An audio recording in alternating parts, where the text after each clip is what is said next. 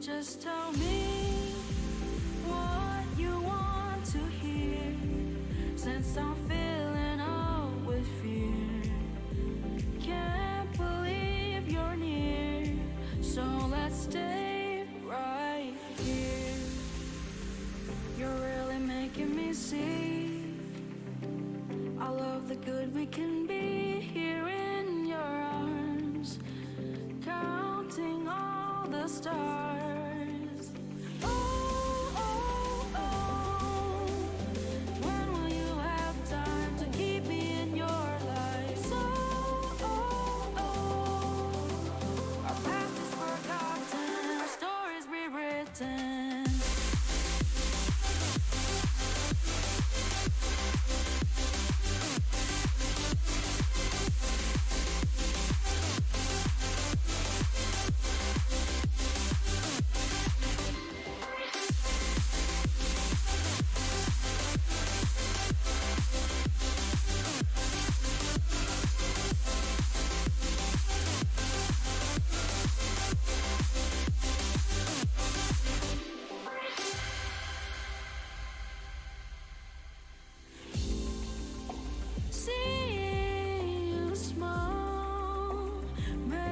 Gaming Morning Show.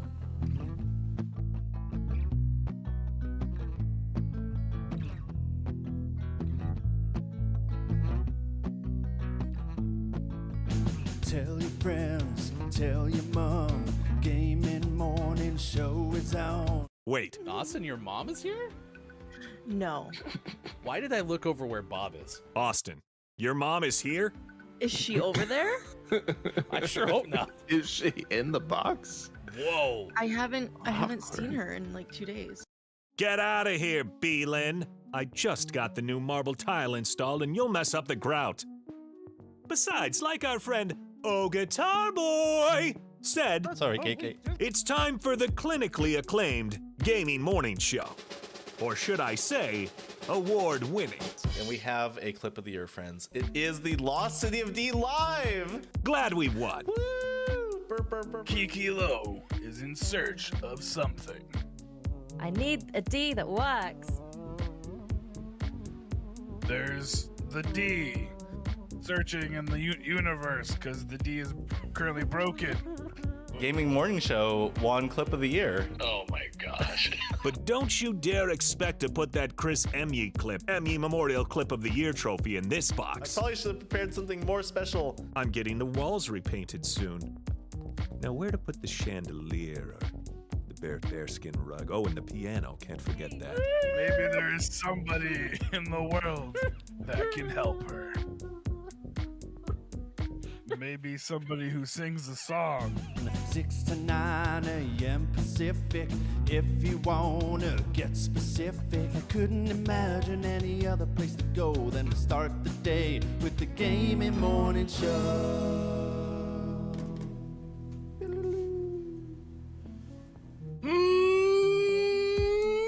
Morning, gamer. Welcome in. It's Gaming Morning Show, and it is Wednesday, January 19th, 2022. Thanks for being here wherever you may be. Facebook Gaming, Twitch, YouTube, Twitter, and at gamingmorningshow.tv.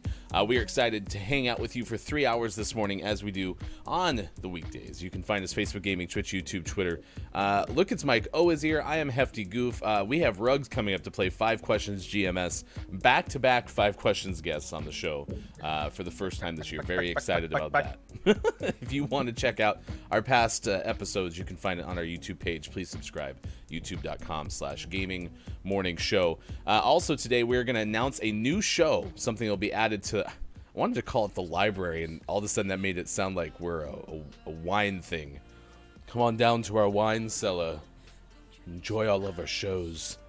But hold on, you said library. So how does library remind you of a wine I cellar? thought it was like called call a library of wines. a winebrary. Could be. Sure. Come on down to the winebrary. It's so yummy. Shh. You're in the winebrary. No talking. That works for a little bit until you start having. Okay, sorry. Okay, now you can talk. That's good. Quiet. What when you drink too much? Oh, that's bad. So you're trying to get everybody to be quiet after they've had a couple bottles of wine? Yeah, just good luck, because that's what everyone does, like the yelling whisper. Yeah. Shh, I'm so sorry. I'm being quiet. You're like, no, you're actually yelling. Ow. I'm not yelling. You're yelling. I'm not yelling. You're yelling. Stop it. You're going to get us in trouble. You're yelling. You're pretty much not yelling. No. Yeah. We all have that friend, who tries to almost get you in fights because, like, they're like, "Hey, you see her hair? It's so dumb." And you're like, "Dude, what? You're yelling. What's wrong with her shirt? Why does it say Backstreet Boys?" They can hear you. Stop it. These are not inner thoughts. These are you yelling. Back streets back. All right. That's what Bob would do if Bob saw somebody with a Backstreet Boys shirt. No doubt. No, not no doubt. Backstreet Boys. Oh, sorry. Yes, correct. Yeah. He'd say bye. Silly. To them. Yep. I mean, happy honestly, we're in at this sync. point, it's all the same. What? Because they tour together, and it's like, what do they call it? Like back sync or something. There was like some weird name because they're like all doing each other's dances and like. Are you serious? Singing each other's songs. Yeah. I didn't know that. Why? Yep. Because they need money. I'm assuming. All of a sudden, like the Eagles and the Cowboys do a reunion tour. I know, right? It's not okay. You have like Troy Aikman throwing the ball to. Well, there are no great Eagles receivers that could feasibly still catch the ball. Harold Carmichael is a little old. Todd Pinkston would just let it fly through his hands. That is true. There is a void in the Eagles receivers. I guess you'd have to say Terrell Owens. Well, but he was a Cowboy. I know. So, yeah. It would be like Randall Cunningham throwing to Michael Irving. We'll go with that. And I did call him Irving. On purpose. Good morning to you, JF Downs. It's good to see you. Drew Mega, welcome back to Gaming Morning Show. Our guest is here. Ruggs is going to join us at 8:20 a.m., so thank you for hanging out with us this morning. Superphonic said new intro hype, and Superphonic was part of it because Superphonic was a key member of the recreation of the Lost City of D trailer live, which was a lot of fun. Also, Kate Zaid was here 58 past 5 o'clock, so opened up the show, and definitely appreciate that too. Everybody who's hanging out with us this morning. Coming up shortly, Gaming Morning Show Morning Gaming News. We'll give you the headlines, video game related, in just a little bit. Also, birthdays this day in gaming history. So if you have a birthday to celebrate, whether it's yours or somebody you know, please let us know so that we can wish them a happy birthday coming up shortly. There's an escaped hermit crab that's being elusive. We'll tell you what happened with it and if it's been found.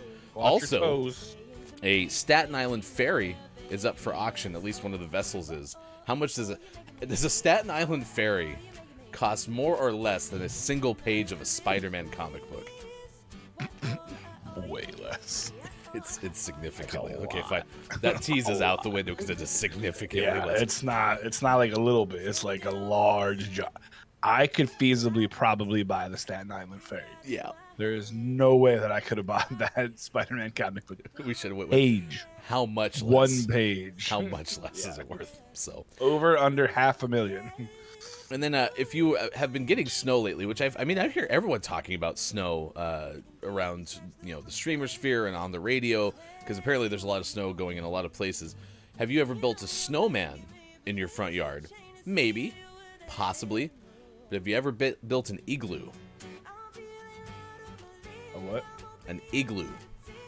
Okay, gotcha. An igloo. Igloo. Not to be confused with an egret. Just an igloo. What the heck is that? I think it's a bird. Okay. No, Sure. actually, I don't think. I know it's a bird. You could have told me anything, and I would have been like, "Oh, okay, sure, yeah, sounds good." It's a marshmallow. Drew Meg asked, "Do they get better with age? Wine and the Backstreet Boys." I don't know if that's the case. And I did see Drew mention the New Kids on the Block. They were in that tour, but there was, because I remember watching them. I spend way too much time on TikTok, and AJ McClain, I follow him on TikTok. He is from the Backstreet Boys, but it was him, Nick Carter, and maybe the Kevin guy were doing the bye, learning how to do the bye dance. with the guys from NSYNC minus JT, because obviously megastar. And it was really weird to watch, especially watching like Nick Carter be like bye bye bye, like what's going on? You follow maybe the same Backstreet Boy as my wife does. I think that's the only Backstreet Boy that's on TikTok. Yeah, I think, what's that person's name again? AJ McLean. Yeah, I think that person was on one of these shows recently, like a Masked Singer or something like that. I think you're right. Regardless, my wife kept guessing, oh, the peacock is AJ McLean or whoever would be in the costume. And I'm like, who the hell are you talking about? I had no clue who this person was. So it was Bad Street.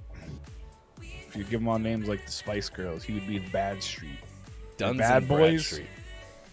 Bradstreet. Bad boys. What you gonna do? Dance. Today is National Tin Can Day. Ooh. Tin Cup would be better. Go back to Kevin Costner. Ooh. You do realize that Kevin Costner had a birthday yesterday, the day before James Earl Jones had a birthday. Oh man, I can't wait till today's birthdays. It better be like Ray Liotta's birthday or something. Right? If it's not, I'm gonna be really upset. Field of Dreams Week on Gaming Morning Show. Today is Museum Selfie Day. So if you do happen to visit a museum, please take a selfie. It's me in front of the Mona Lisa.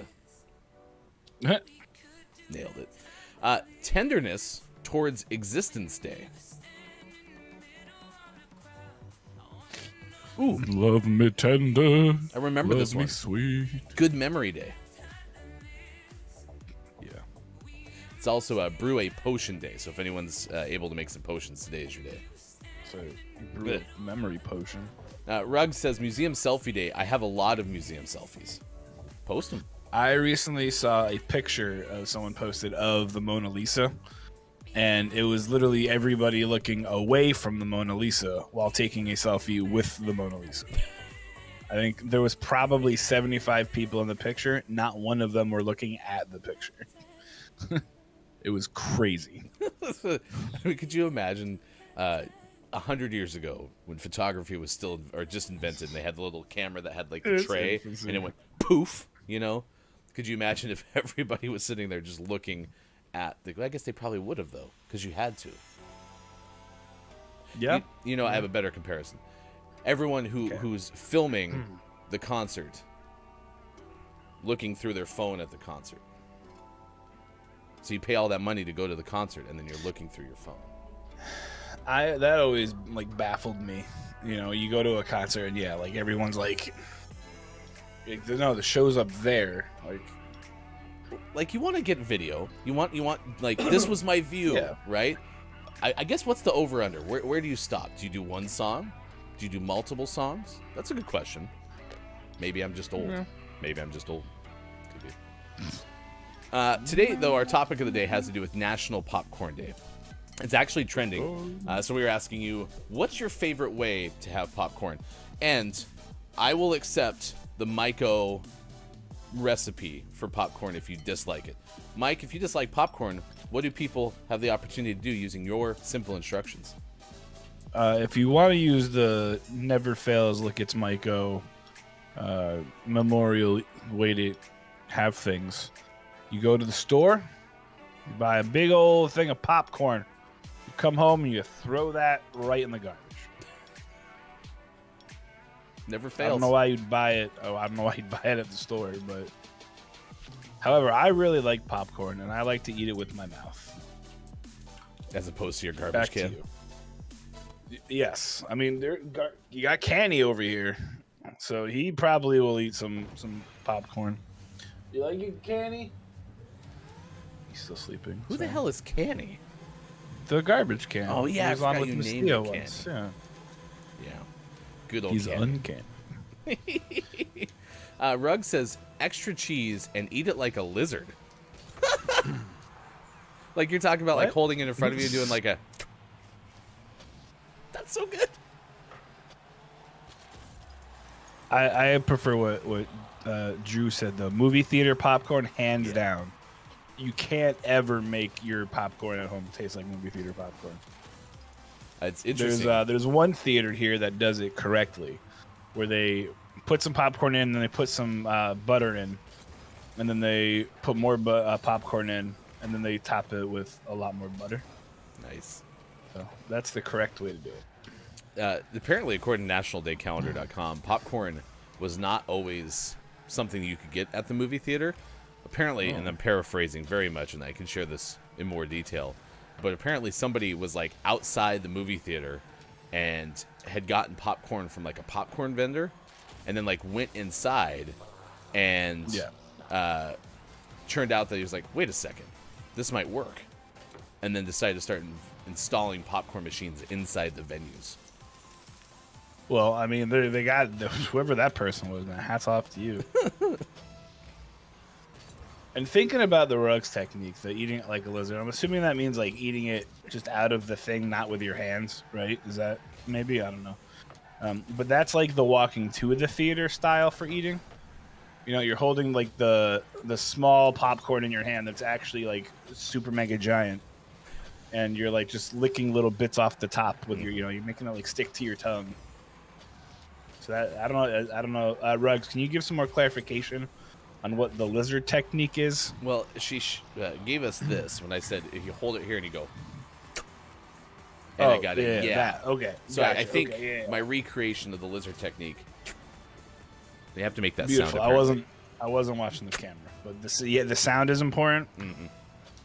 Okay, that's fair. I would like to point out that it's not a slurp like Kiki Lo would want it to be. Like a, Oh gosh, please, can we not talk about Kiki Slurp? Oh.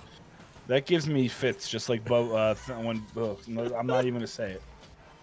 Yesterday, Kim Chica was playing our name of the morning, which was Nobody Saves the World, and it was a really fun game, and the animation style of it was super cool. But every time that you defeated an enemy, because you'd get to little battles and stuff, every hit made this like sound, and it was tough to listen to because I listened to it on my headphones, and it reminded me of like a bajillion Kiki Lo slurps. It was not pleasant. Yeah, no. Oh. Not pleasant at least. No, when she does that, like I really just want to turn off the stream. Like no. If you would please not, that'd be great. A warm welcome to our official head of research and development, K-Laugh. K-Laugh said, already brewed my potion of caffeination, which I guess, referring to coffee as a potion makes sense. I mean, it's how I start my day, and if I don't have it, I get sad. So is it a love potion? Love potion number 9. I don't know if that's the words. Yeah, sure.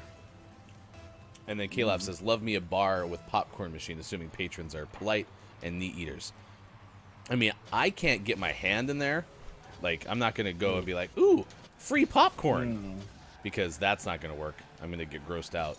But if, like, somebody's offering popcorn whilst at the bar, then sure, I'm on board. But you're not reaching your hand into, like, a big vat of popcorn, right? Well, you're hoping that they have like a scooper that you can like scoop into something, but I don't do that because the people are disgusting, especially at a bar. You know how many people don't wash their hands? Ugh. Now, car dealerships though, have you ever been to a car dealership that has the popcorn machine in there? Yes, I have had that before. Because a lot of times, and maybe they're different for everyone. I don't know. But here, they have, like, the receptionist that, like, makes it. And then as soon as it's done, they, like, put them in boxes. Or, like, they're the only person that's supposed to touch it. Of course, and you always have that dude that's just like, I'm just going to reach in here and grab them. It's fine. And you're like, ugh, why are you doing that, man?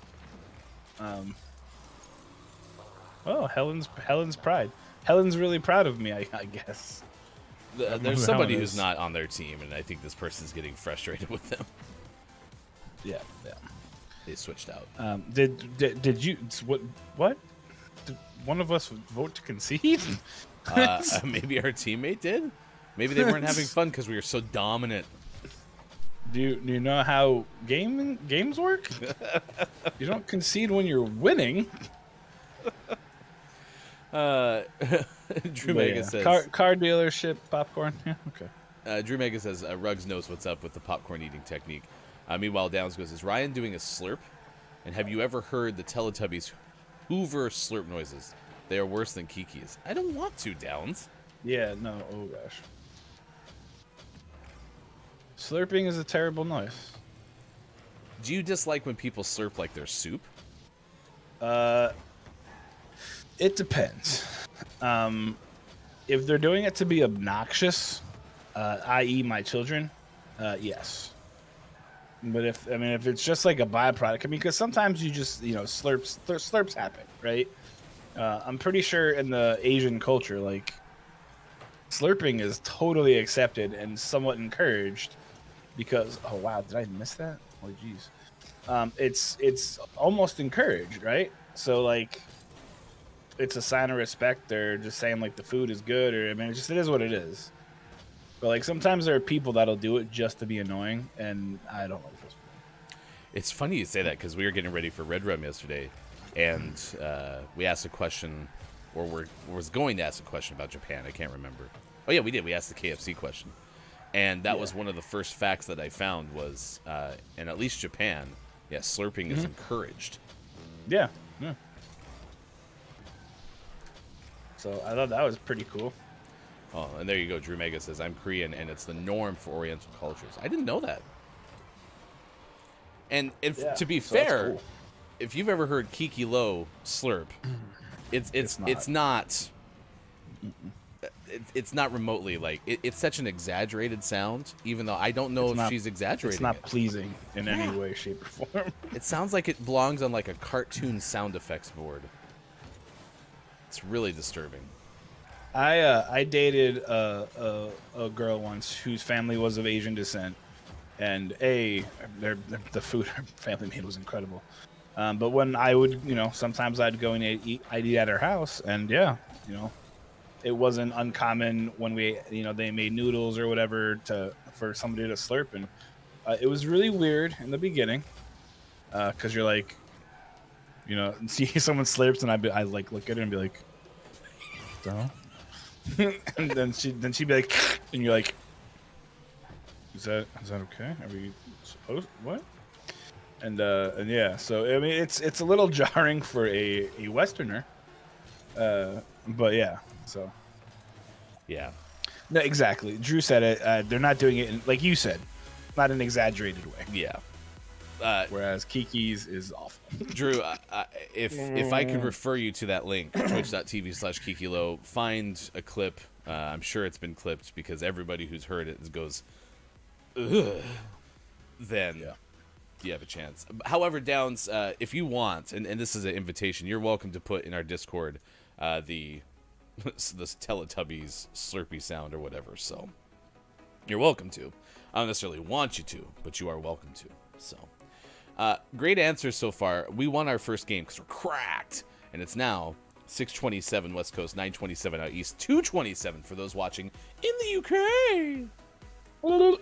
Yeah, this is verbatim from National Day Calendar. While popcorn was an economical choice for snack food, the expense of installing a machine and adequately venting the building didn't seem worth the effort. If it weren't for Glenn W. Dixon, we wouldn't be purchasing our popcorn from a vendor. We would be purchasing our popcorn from a vendor on the street before taking it in the show. Dixon put the effort in and expense of placing machines inside the theater. After realizing how quickly he recouped his costs, other theater owners followed suit. So there you go. It's a story behind popcorn in the theater. Jeez. Yeah, that's yum. Man, it's one of those things like, how do people like really put this together? Like where I'd like to be there for their inner thought monologue. Like, man, do you understand that you're about to like legitimately revolutionize the world? Yeah. Listen, success is a combination of preparation and luck. In that case, person got a little bit lucky, but was prepared when it happened. Let's get the news. Here's backup video game expert. It's Michael. Remember, I'm not backup. I'm just not the first. Second person, Vice video game expert. Vice. Okay. Go with Vice. Perfect. Hey everybody, I am your Vice video game expert. Look, it's my go. Since we all like video games, let's talk about them, shall we? First things first. I don't know if you live under a rock or not, but yesterday something crazy happened. Yesterday, Microsoft basically bought Activision Blizzard. They just need the ink to dry and the legal people to give them high fives, but they bought it for a buttload of money, and that means a lot of things. A, it changes the landscape of video gaming, but B, it changes the landscape of the Microsoft Game Pass. According to Jeremy Winslow of Kotaku, Microsoft is bringing Activision Blizzard games to Game Pass. You heard me correctly. There's going to be some craziness, and this has repercussions for PC Game Pass and the traditional console Game Pass. Activision Blizzard has some of the titles that they have are World of Warcraft, StarCraft, Overwatch, Call of Duty, Candy Crush, Diablo. I mean, you're looking at a ton of different games. And Microsoft has said it's going to offer as many Activision Blizzard games as possible. So that has a really big impact, especially it very much impacts the Call of Duty community, because Call of Duty has they have co-parenting with that other studio, Like Raven and those. Yeah, and Infinity Ward. Infinity Ward. Co-parenting? They co-parent with them. What a great term. So every other weekend, Call of Duty goes back and forth, and this time we don't know what's going to happen because of the fact that Microsoft now owns Activision and Blizzard. So who knows? However, they are very, very excited. Other things could make their way to Game Pass eventually, like Crash Bandicoot, Spyro the Dragon, and Tony Hawk. So there are a lot of opportunities for potentially incredible things coming to the Game Pass. So we have to sit back and watch, see what happens, and then kind of go from there. I don't really have a hankering to play Call of Duty much anymore. Maybe the gunfight mode was kind of fun, the 2v2 thing. Yeah. But if this can prevent me from having to spend $70 every single year on a new Call of Duty game, I'd be open to it. Even if, like, my cycle was changed from playing launch day, especially I'm thinking if I were a big, like, COD super fan. I wouldn't play launch day, but, every January, 3 months after it comes out or whatever, I get to play it. I'd be on board. There's a lot of potential for craziness to come out, and not only Call of Duty. I mean, you're looking at some of these other titles like Warcraft is huge. That's going to be available to a lot more people now because it's a pay to play game, and it costs a fair bit to kind of get in there, and if it's free on its base, you're looking at a lot of things. So and they're talking about mobile platforming. This is going to change that. Candy Crush instantly it literally has the power of the sun behind it. So now, sorry everybody, you're going to see Candy Crush everywhere. The sun. Sun. The sun, Rosoft. Next, we're going to go over to our friend Hope Bellingham at Games Radar, who tells us something interesting. Austin Attack, if you are listening in the universe, this is for you. Customizable pronouns are coming to The Sims 4. That's right. Finally, Calaf can have the appropriate pronoun of Steve in the Sims game itself. The Sims 4 developer Max has shared a sneak peek at a new feature that will allow players to give their Sims custom and gender-neutral pronouns. According to John John F., who is the producer, and the experienced designer Alistair Lee, they demonstrated a work-in-progress build of the new pronoun options. The team at Maxis worked with a partner from the It Gets Better project, an organization that works with LGBTQ plus youth to help advise the team on gender-neutral language. You're going to be able to do a lot of different things. You'll be able to give your character the appropriate he, him, she, her, them, they, them pronouns, but also you can create your own pronouns. The ones that are given is Z, Zer, Zers, or in this case, Kyle can be Steve. So you have a custom ones. It's really, really neat to finally see some progress coming to a mainstream video game. I mean, they've already been fairly progressive, but this one is just even better. Yeah, a lot of games need more inclusivity, but you look at something like The Sims, which is supposed to be a reflection of real life, right? You might be able to see yourself in your character more easily than some other games. Then yeah, you definitely want to have this. So hopefully it's well received and The Sims do a good job with it. And eventually the goal, right, is for this to become a non-story and just be something that's there. So good on you, Sims, for being the first to really make that step. To being like, all right, let's not make this news, let's make this life. So hats off to you. I'm not going to take off my hat because then my headset would fall off. Metaphorical hat off to you. Yes. Great job. All of us are metaphorically hatting off. Metaphoric. I don't know why I said metaphorically. Whatever. Anyway, I'm saying words today, baby. It's Thesaurus. Post the Thesaurus. Hey, it's day. Thesaurus week. It's all week long. Oh, there you go. That's my favorite dinosaur. Last but not least, do you like the Switch? Well, you're in luck. Because according to our bestie, Adam Bankhurst from the world of IGN, he's telling us that Banjo-Kazooie is arriving on Nintendo Switch Online Plus expansion pack later this week. That is correct. On January the 20th, 2022, which some believe might be tomorrow.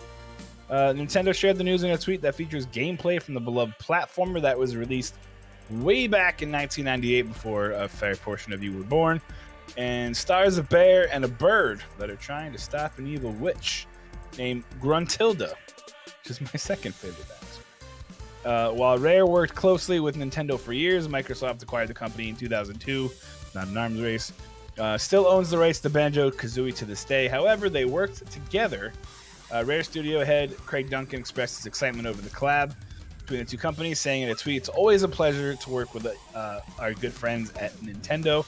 I'm a big fan of Nintendo Switch Online, and it's really important to preserve classic games for future generations to play.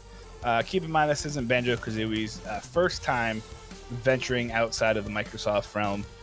Back in 2019, Banjo-Kazooie appeared on Switch as the pair joined Super Smash Bros. In 2019, they said Banjo and Kazooie feel right at home in Super Smash Bros. Ultimate, though their moveset isn't quite up to the level of their look and sound. So they looked great, they just weren't given overpowering things. But it's really cool to see studios working together, kind of like how we have like Disney and Sony and Marvel, I guess all of them kind of being friends. This is the best outcome for literally everybody. So if we could, if everyone can just get along and make amazing content, like, that would be beautiful. I would love it so much. So much. And of course, for our most important, prestigious segment within a segment here on the Gaming Morning News, there's some video games that came out today. What? It's true.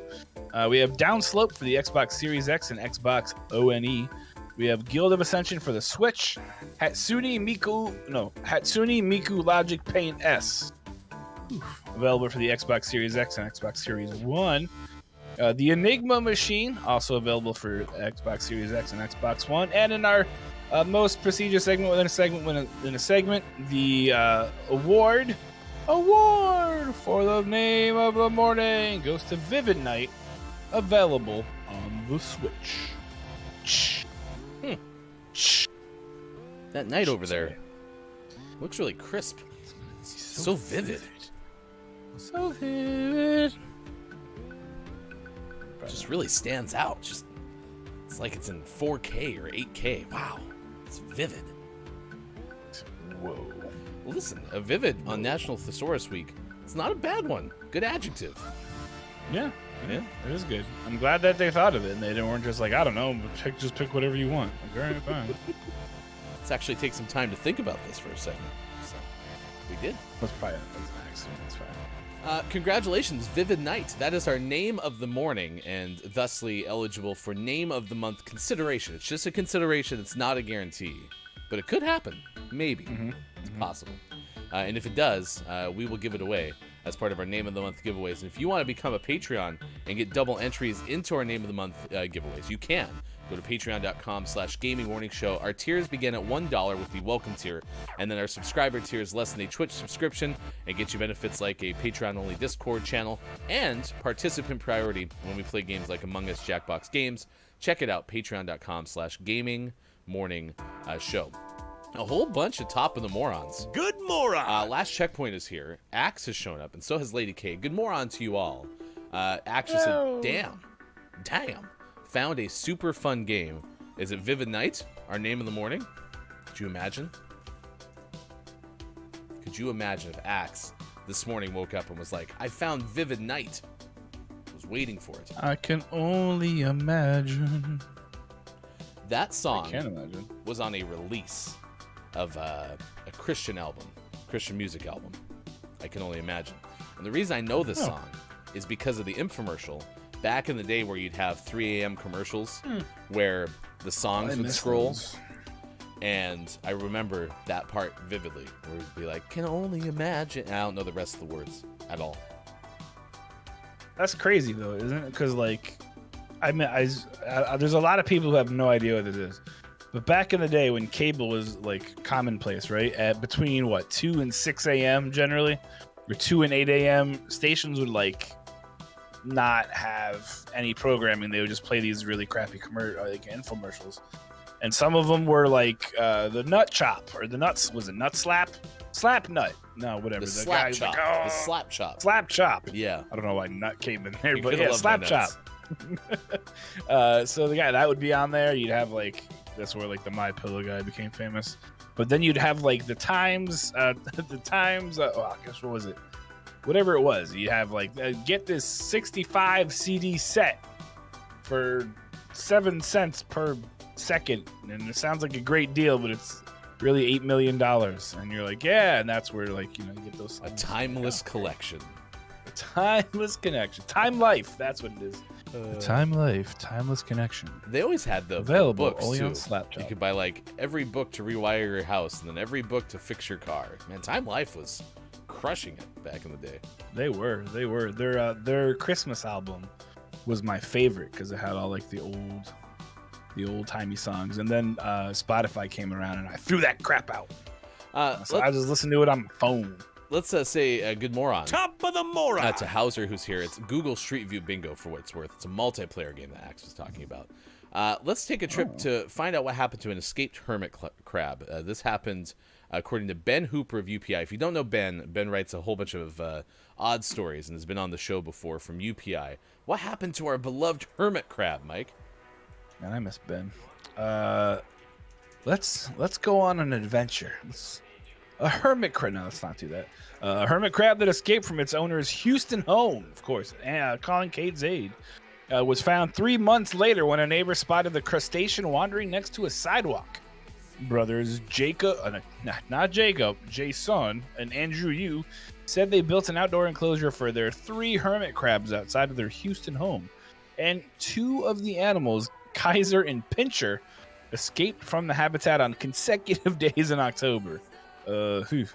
We went looking for them, Mother Linda Yu told KHOU-TV. We checked the grass, we checked the bushes. 3 months passed before neighbor Sarah Beckman spotted something unusual while out for a run down the street from the Yu family's home. I noticed a little hermit crab on the side of the sidewalk in our neighborhood, she said. Our own kids have some hermit crabs, so I guess it caught my eye as something that just didn't belong there. Beckman, this is a mistyping, but I'm going to read it as is because it makes it so much better. Beckman told the crab home and put it in the enclosure with her kids' pets. She posted on Facebook asking if anyone in the area was missing an escape artist pet. She soon received a reply from you. Go home. Home. Yeah, I'm talking to you. Crap. Home now. Good news, though. Kaiser is now back home, but the Yu family said they have many questions about their pet's time on the loose. How did a 1-inch animal live on its own for 3 months out there? Linda Yu asked. Jason and Andrew said Kaiser's return has renewed their hopes that Pincher might be the next crab to come home. I hate to tell you this, but the way that Kaiser survived those 3 months was by eating Pincher. I like how, like some dogs have certain action words, like you say sit or whatever, right? That's one of the common words. Yeah. But you might have a chill or something. Like you can train a dog to have any keyword you really want for whatever behavior. I like how the idea that this hermit crab had something similar where all the person had to do was say home, and then they went home. This person just like brought the ball to the goal and then stopped and let the other team score. Ew. Maybe it was going to do some cool ball tricks, and we just didn't get to see him. But yeah, it's... Oof, that's interesting. You know, I just really like that. It's told the crab home. home. Go home. I like Things are all right. this arena because every kickoff, they have a flyover of jets. Oh, really? Yeah. And it's really it's cool. great because, you know, a flyover is a pretty big deal in, like, real-life sports. But this one, they have the budget, apparently, to have jets on standby and can time it out to random moments when a goal is scored. Because that makes sense. Yeah. I mean, when you have eggs as your crowd, it's pretty easy to... You're making money hand over fist, so... But where are the eggs getting the funding? Other eggs. They're getting it from eggs to over easy. Yeah? They are the incredible edible eggs, so... They are incredible and edible. Drew Mega remembers the slap chop, all caps. Slap chop! That was the same man. person who Those- did the Sham Wow. Sure was. What was that person's name? Sham Wow guy. Was that their official name? I believe so. That's on his license. It could have been. You never know. Apparently Vince is what Drew Mega said. Of course it was Vince. It was Mr. Vince Slapchop. Of course it was. Well, and then Billy Mays was a pitch person for a long time and then passed away. And then there's the person who does the seal tape. Oh, that guy is great. Yeah. Yeah. Gosh, what is that person's name? What is the name of the thing? I thought it was like seal tape, but that sounds like it's something made from a story we had earlier. Art. Seal tape. Is your seal falling apart? Put it together with some tape. Nah, never mind. I forgot. I actually ordered a seal tape back in the day from BMG. Had Kiss from a Rose on it. Nice. That's wonderful. Cassette. Did you get that tape. off of one of those the nighttime things too? Cassette. Because that's definitely, they had those in there. You can own the best of seal. 12 tape set. It's just literally Kiss from a Rose on all 12 tapes in different languages. We have K-Laugh saying something to the effect of, they work for shell corporations. Was that a hermit crab joke, K-Laugh? No, it was an egg joke. Oh, thank you. That's even better. Yeah. Lady K said they have a little nest egg. That's how they to see we were at how they could have, and so that's Nest egg. Yeah, great. This is going so good. Thanks, Lady K. So good. oh so Drew Mega goes, yep, Vince ended up in jail for a bit for punching a prostitute. Damn. Vince Offer, believe it or not, is his full name or his stage name.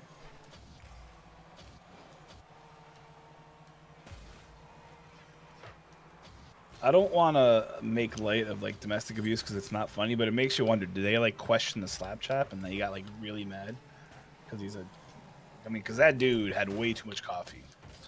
Are you too asking much. was the moment in question because the Yeah, person yeah. bought a slap chop and was like, I don't think it actually works as well as you're saying? Is that what you're suggesting? I feel like that's like a really bad plot for like a terrible sitcom that someone thought would be great. Yeah.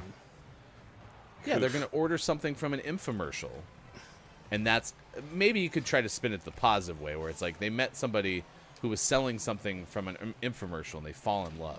Maybe that's a Yeah. Hallmark movie. Starring Jennifer Love Hewitt And Lacey Chabray. and Lacey Chabray.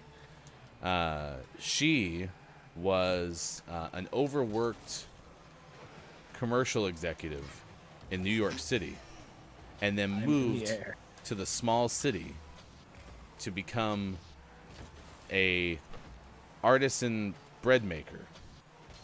And when she needed to get garlic ready for her wheat sourdough She couldn't get it small enough. until this person moved to town. Yeah? That's not bad. It's a good starting point. Then they fell in love at Christmas. Slap chop Why for not? love. Oh, that sounds all so great. Nut chop for love sounds even better though. Slap chop for love. Yo, that dude just... Dude. It's really easy, Drew, to do a Hallmark formula move. It's you take one overworked person, move them to a small town, have them start a small company. Yeah. Then they meet the town, insert trades job here, and then they fall in love. And there you go. That's literally every Hallmark movie ever made. Maybe throw in like a runaway hermit crab, or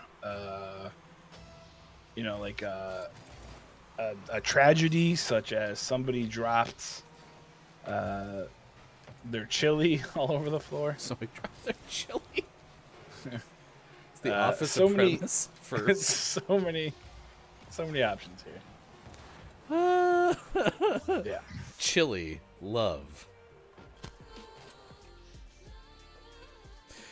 Hermit crab for love. No, home for love. Home is where the hermit crab is. Last checkpoint says, have you seen the video where a guy is making a protein shake, keeps adding more protein powder throughout? Bad description, but it reminds me of all those infomercials. I have not, but I see what you're saying. Like an aggressive amount of protein powder, where it's just scoop and scoop and scoop. One of the things that I really enjoyed seeing is I make really amazing pancakes. And one time my wife doesn't, and she was making them for the kids, and she couldn't get the consistency right. So she would like add more flour to thicken it up, and then it would become like too thick. So then she would add milk to thin it out, and then it would become too thin. And then this process went on for like 15 minutes, and I was really sick, so I couldn't do it. But I was like, why are you still mixing things? Like, I am sick and I can hear you mixing. Why are we still mixing things? Kids bite into them and just like, It's like crunch, squark. Like, oh god. Mom. It's delicious. Like Put it on a pancake. Thank you, Mom. Paste in your mouth. Hey, it's 6:51, 9:51 out east. It is now 2:51 for those watching GMS in the afternoon. Thanks for being with us. Today is National Popcorn Day, so we are looking for your best suggestions on how to eat popcorn, what's the best way popcorn exists, including if you don't like popcorn, you just want to throw it in the trash. That is completely fine. Let us know in Do the you chat. not like popcorn?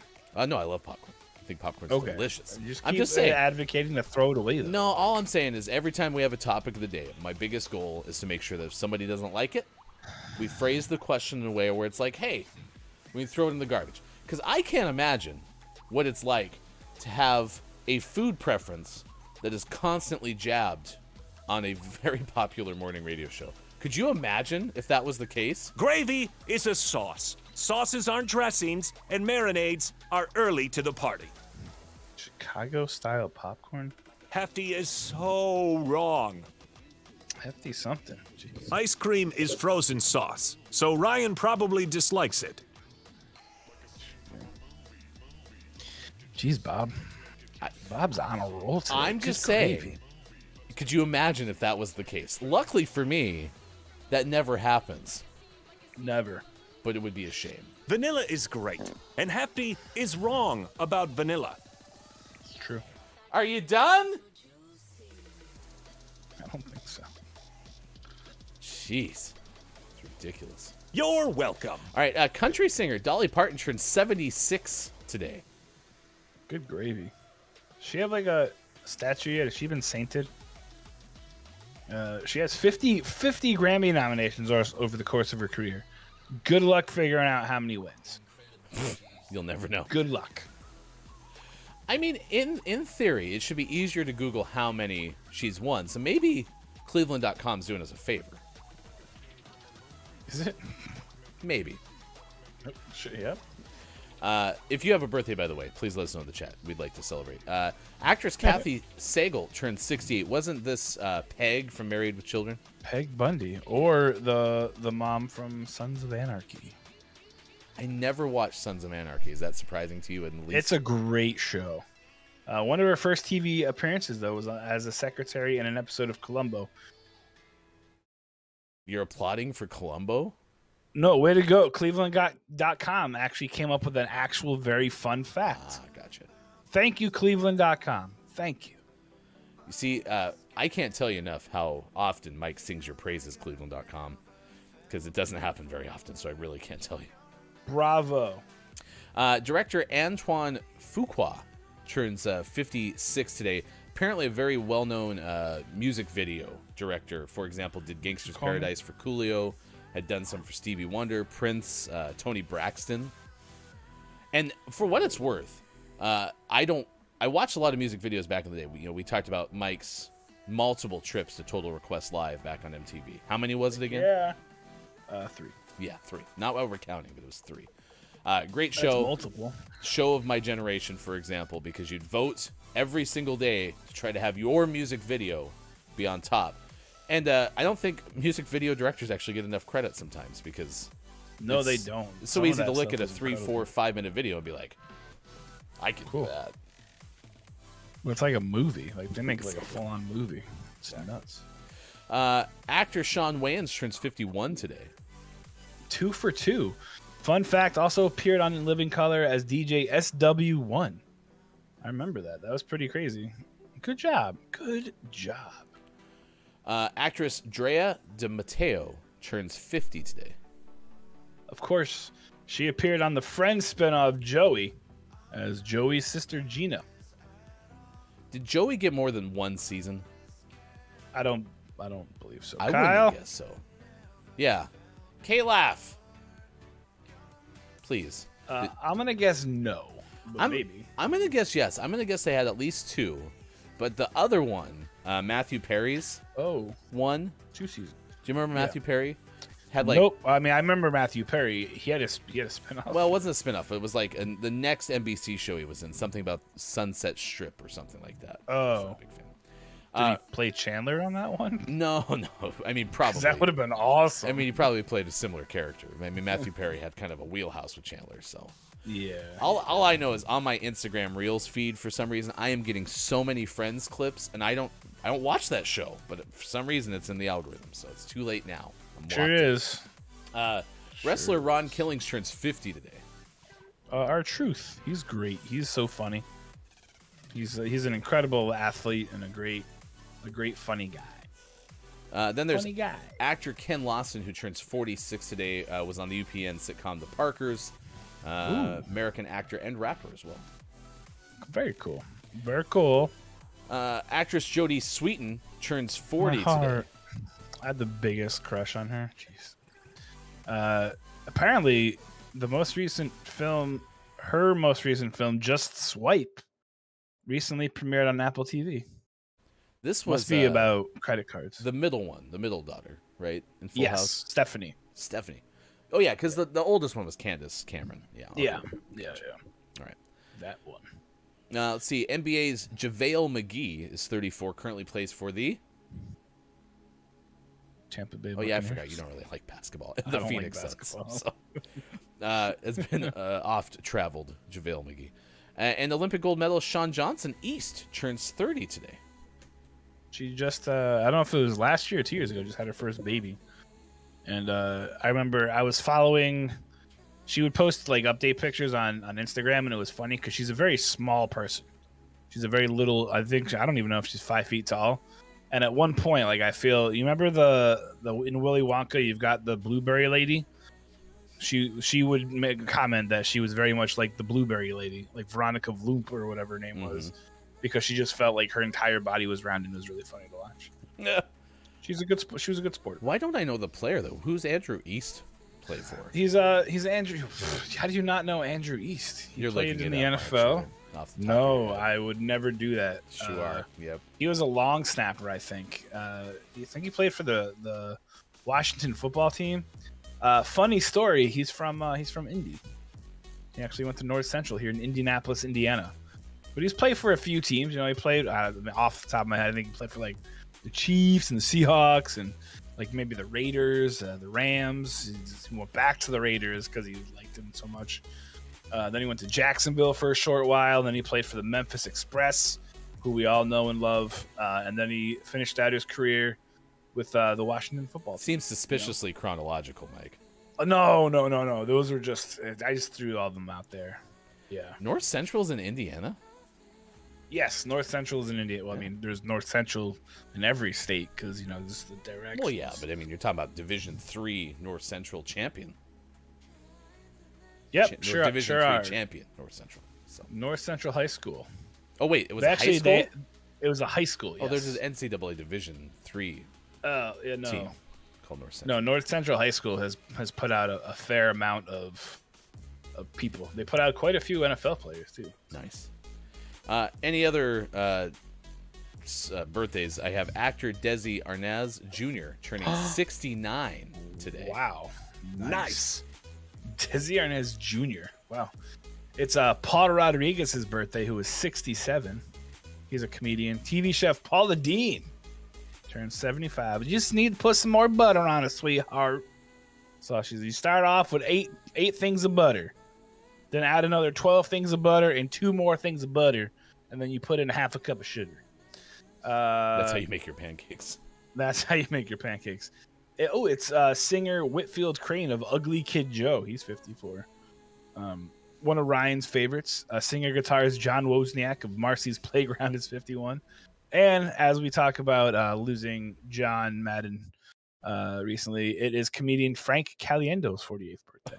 I was going to say, John Madden had a birthday 2 days after Betty White, and they died in similar time frames. That's no. However, today is also you got to give a heavenly birthday to Mac Miller, who passed away a couple years ago. He was a rapper. He had a ton of talent and unfortunately succumbed to some demons. But happy heavenly birthday, Mac Miller.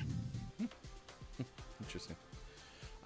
Let's see. Good moron to you, Quiet I Am Gaming. It's good to see you. Top of the moron. Quiet said, I've been popping my own popcorn and using oil/avocado oil. Or sorry, olive/avocado oil instead of butter. It's pretty okay. Okay. I've seen that as a trend. So It was pretty okay. Drew Mega had mentioned Chicago style popcorn, which I think you noticed. Anytime I visit Chicago, I have to come back with a few bags of Garrett's. So is it like popcorn underneath just like a layer of butter that you can't see through?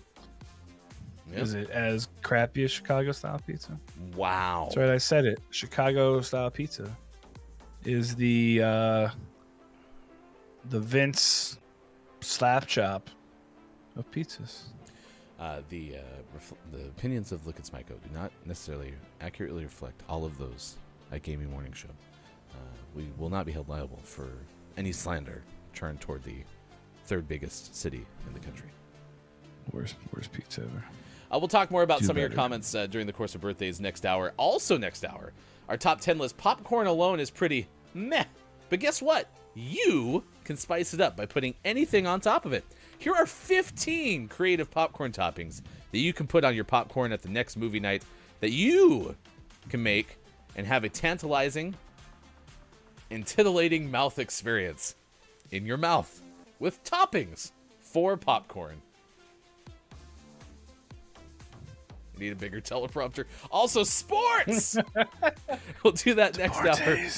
Ruggs plays 5 questions GMS coming up at 8:20 a.m. Pacific time. Thanks for being here. Facebook Gaming, Twitch, YouTube, Twitter, GamingMorningShow.tv.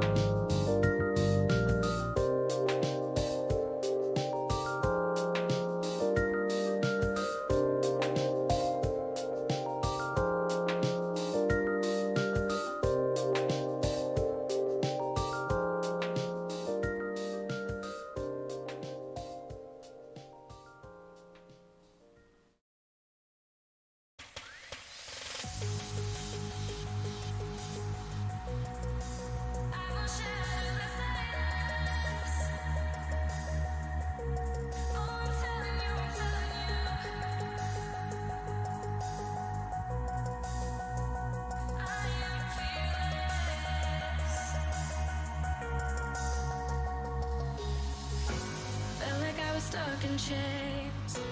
All this time with you, I took the pain. Knew that it was wrong to stay.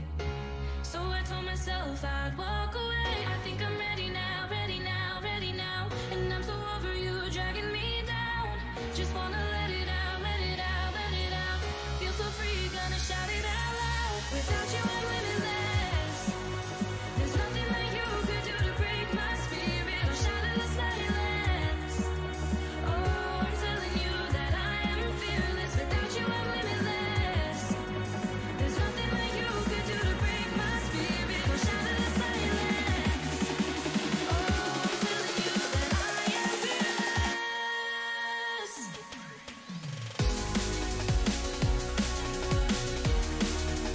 I am fearless. I am fearless. I am fearless.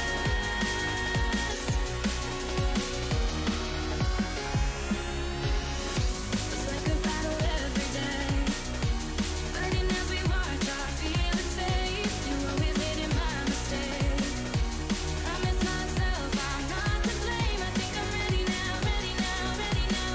And I'm so over you dragging me down. Just wanna let it out, let it out, let it out.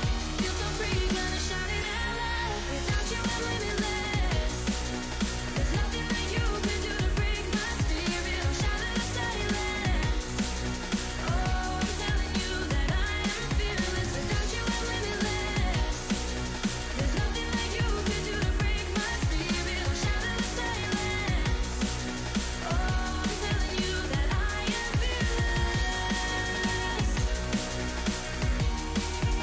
I am fearless. I am fearless. Pickle. Breaking news. I'm bald. Oh no. It's all gone. It's gone.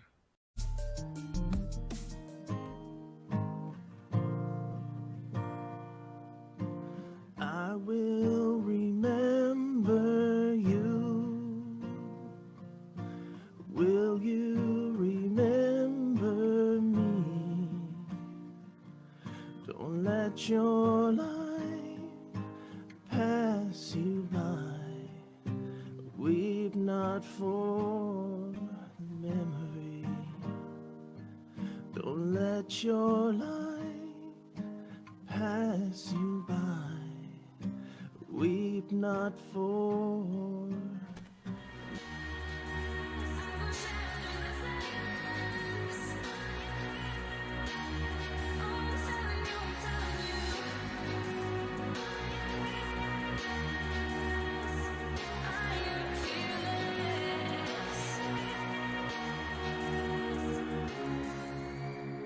Coming up on Gaming Morning Show, list of the day and sports. Find GMS on Facebook Gaming, Twitch, YouTube, and GamingMorningShow.tv. And join our Discord. Go to gms.watch and click on where to find GMS. Time for hour number 2. Right now. Morning, gamer. Gaming Morning Show continues. Thanks for being with us wherever you may be. Facebook Gaming, Twitch, YouTube, Twitter, and at GamingMorningShow.tv. I am Hefty Goof. We heard Sports.Gaming's voice playing the music of the clip that we had over the course of the last break. And Sports.Gaming is doing better. Had COVID, might still technically have COVID, but is doing better. Just haven't gotten any messages from Shawn yet, Mike, that he's doing much better. All I've gotten from Shawn is mostly, it's been a rough couple of days. So we haven't seen Shawn since last week because of COVID, and hopefully we'll see him soon, but not today. Today is not that day. I think I talked to him yesterday, and he said he was doing much better, but not in the form of like actually doing much better, but like he could function. And I was like, oh, okay, That's better. that's progress. Yeah. Yeah, So, it really knocked him down for a couple days. But he's a champ. He'll get it. He'll get it figured out. Sorry, I was a little late. I have. Speaking of illness, I am dealing with a sick child at home. Who we have to wait for her to go back to school until we can give them the negative COVID test. So we have to get it from the doctor. She was negative, but they want like 47 different forms. It says, "Hey, you're negative." Yeah, I even had to go to the school yesterday because my wife tested positive, and so I had to go to the school to get homework for my kids because we also can't send them back. And there was a huge mix-up between me and the person who was supposed to meet me outside. So I was told to park in like the upper parking lot, and then they would walk everything out to me. So I make the phone call. I'm like, "Hey, I'm here," in my brain, as instructed. And they were like, "Well, are you down by the benches?" Which is right next to the door. I was like, "No, I'm up in my car." And anyway, so it was one of those. It was almost like the equivalent of like the awkward handshake thing, but in exchange for homework. So, yeah, that's always fun. I feel like schools do that on purpose, though. They're like, just tell them the thing, and then when you call us, make them do the other thing. I mean, listen, teachers don't get nearly what they deserve. Many other people don't either, like administrators and secretaries and receptionists and aides, all those folks who work in the school. And so, you know what? I can do that for you. If you find that humorous, I can tolerate that for you because you deserve some joy in your life. Today is National Popcorn Day. Kyle Kalaf asked, Ryan, thoughts on butter sauce on your popcorn? Okay. Butter melted is delicious. And if that is a sauce, for example, a butter sauce on pasta, I am on board. So there you go. That is a sauce that I enjoy. Because, as we've established, instead of preferring marinara or craving marinara or Alfredo on a pasta, if I have butter and Parmesan, life's pretty okay. I don't need more than that. Yeah, but on popcorn, it has to be buttered. In fact, Mike described it perfectly. You do the half bag butter. Fill the bag butter.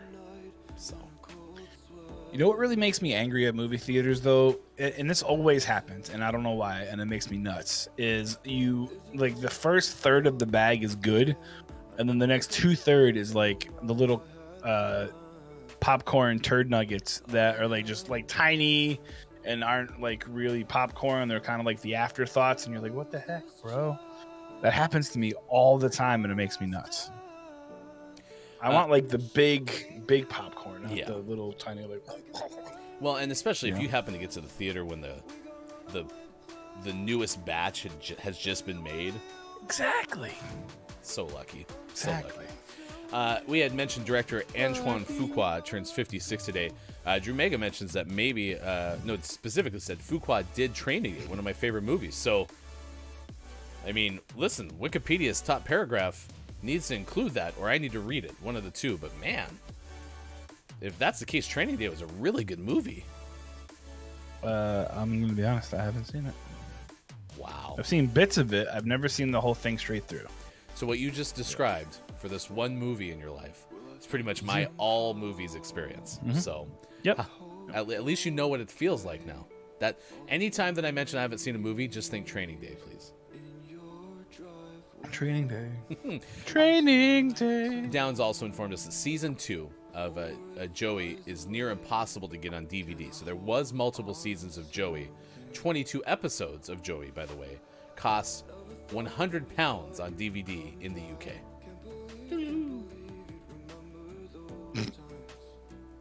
Okay. The random knowledge that we get from you, chat, is appreciated. Last checkpoint said Matthew Perry was in a show named Go On, which I liked. It was canceled after one season. So I do not appreciate it, if I'm honest, because as I've stated before, Mike's brain has two areas. It has the useful knowledge that will help me in life, and then it has the much larger section of useless knowledge that will never have any bounds on anything. Everything you guys say goes into that one, and the useful knowledge for life just gets like pushed further and further in the back. So someone's like, hey, can you tell me about this? I'm like, no, but I can tell you about which show Matthew Perry was in. And they're like, oh gosh. Friends? No, the other one. Like, oh god. it's a deep vat of knowledge. Yeah, the vat is one word. Top of the moron. Good moron. To you, Dr. Chick. Dr. Chick said, "Rip Mac Miller. Love him as an artist." You mentioned Mac, so He was very good. A warm welcome to our deputy cat petter, Scott Chick. Scott Chick has shown up this morning. Aura is here as well. Top of the moron. Very excited about the new PC. Very quick and exciting. Apparently, that popcorn that Drew Mega was talking about is like a mix of cheese and caramel. I don't know about that one. So. Nice. Quiet says pizza is pizza, so I'd never not eat it, but I do enjoy Chicago style more than New York style. How's that feel? Somebody who lives in Florida. That's how it feels. Never been to Ray's original pizza in New York City. Kind of got mumbly there for a second. Was that? Oh, nothing. I was just Sorry, saying Quiet's takes are great. So. Yep. Listen, I like Chicago style pizza, but I also like New York style pizza. I also like your mom and dad's homemade pizza. I like microwave pizza. I like pizza on a bagel. Pizza at supper time. I like pizza. I don't care how it's made, what it's made with. I like pineapple on pizza. I like probably anchovies on pizza. I've never tried. I'd probably even put scrapple they're on not pizza. terrible. Oh, dude, don't. That's just like sacrilege, man. You said you've tried anchovies? Yeah, when I was young, so a kid I played Little League Baseball with, his parents, they were the Cerullos, and of course, Italian family from New York moved to the Poconos of Pennsylvania and opened up an Italian restaurant. And every year after the season, we'd have our like gathering at their place, and every year they would make a pizza with anchovies, and so we tried it, and it wasn't awful, just not very good. I would put fish on a variety of other things that aren't pizza. I could imagine like a salmon pizza would be pretty delicious. Yeah, maybe. I mean, do you like salmon? I don't know salmon if- pasta. I've never had salmon pasta. Okay, yeah. Continue. Say I don't know how I feel about fish and like tomato sauce together. I mean, maybe it would be good. I don't know. I mean, I think, and I don't love white sauce like garlic sauce or cream-based sauces very much. Like, there's a place that makes their breadsticks here in town. It's garlic breadsticks, so they have like a white sauce, and not a big fan. But I could imagine like a seafood Alfredo with salmon being better than like a marinara with salmon. So. Yes, not as much like a red sauce though. But yeah, Alfredo definitely I think would be really good. I mean, because I've had like a seafood Alfredo plate before. Yeah, we have like calamari and those little white nuggets. What are they called? White nuggets. Wow, scallops. Oh, I got blowed up. And that was pretty good. So our good friend Kalaf is the head of research and development, answers all of our questions when nobody else does, and called anchovies choves just now. I like choves every once in a while. Pretty salty, needs beer, and it sounds like you're talking about your old friend. You know, full name is anchovies, but you call him choves. Choves for short. I don't know how I feel about that one, Kalaf. Sometimes. I don't know how we do this. How we do what we do. Like, would you go to a pizza place and be like, yeah, I'll take a pepperoni, mushroom, and choves, please? And they know what If I was the you're pizza talking place, about? I'd be like, what the heck are you talking about? Now you've added an apostrophe. Nothing wrong with choves. Great. Some people say sup. Some people say choves. It's a part of life, I guess. All right, so movie theater popcorn, we've established the best kind of popcorn, right? Hands down. Yeah. Oh, gosh. We do have an air popper. That's unfortunate. In this house. And that's how we make our popcorn for movies in the house. So we don't do microwave anymore. But we have an air popper. Yeah. And you throw a good amount of salt and some butter in air popper popped popcorn. It's pretty okay. How sick of getting blown up are you? It's a lot of fun. I'm having a blast over here. See what I did there? Blast. Oh, I get it.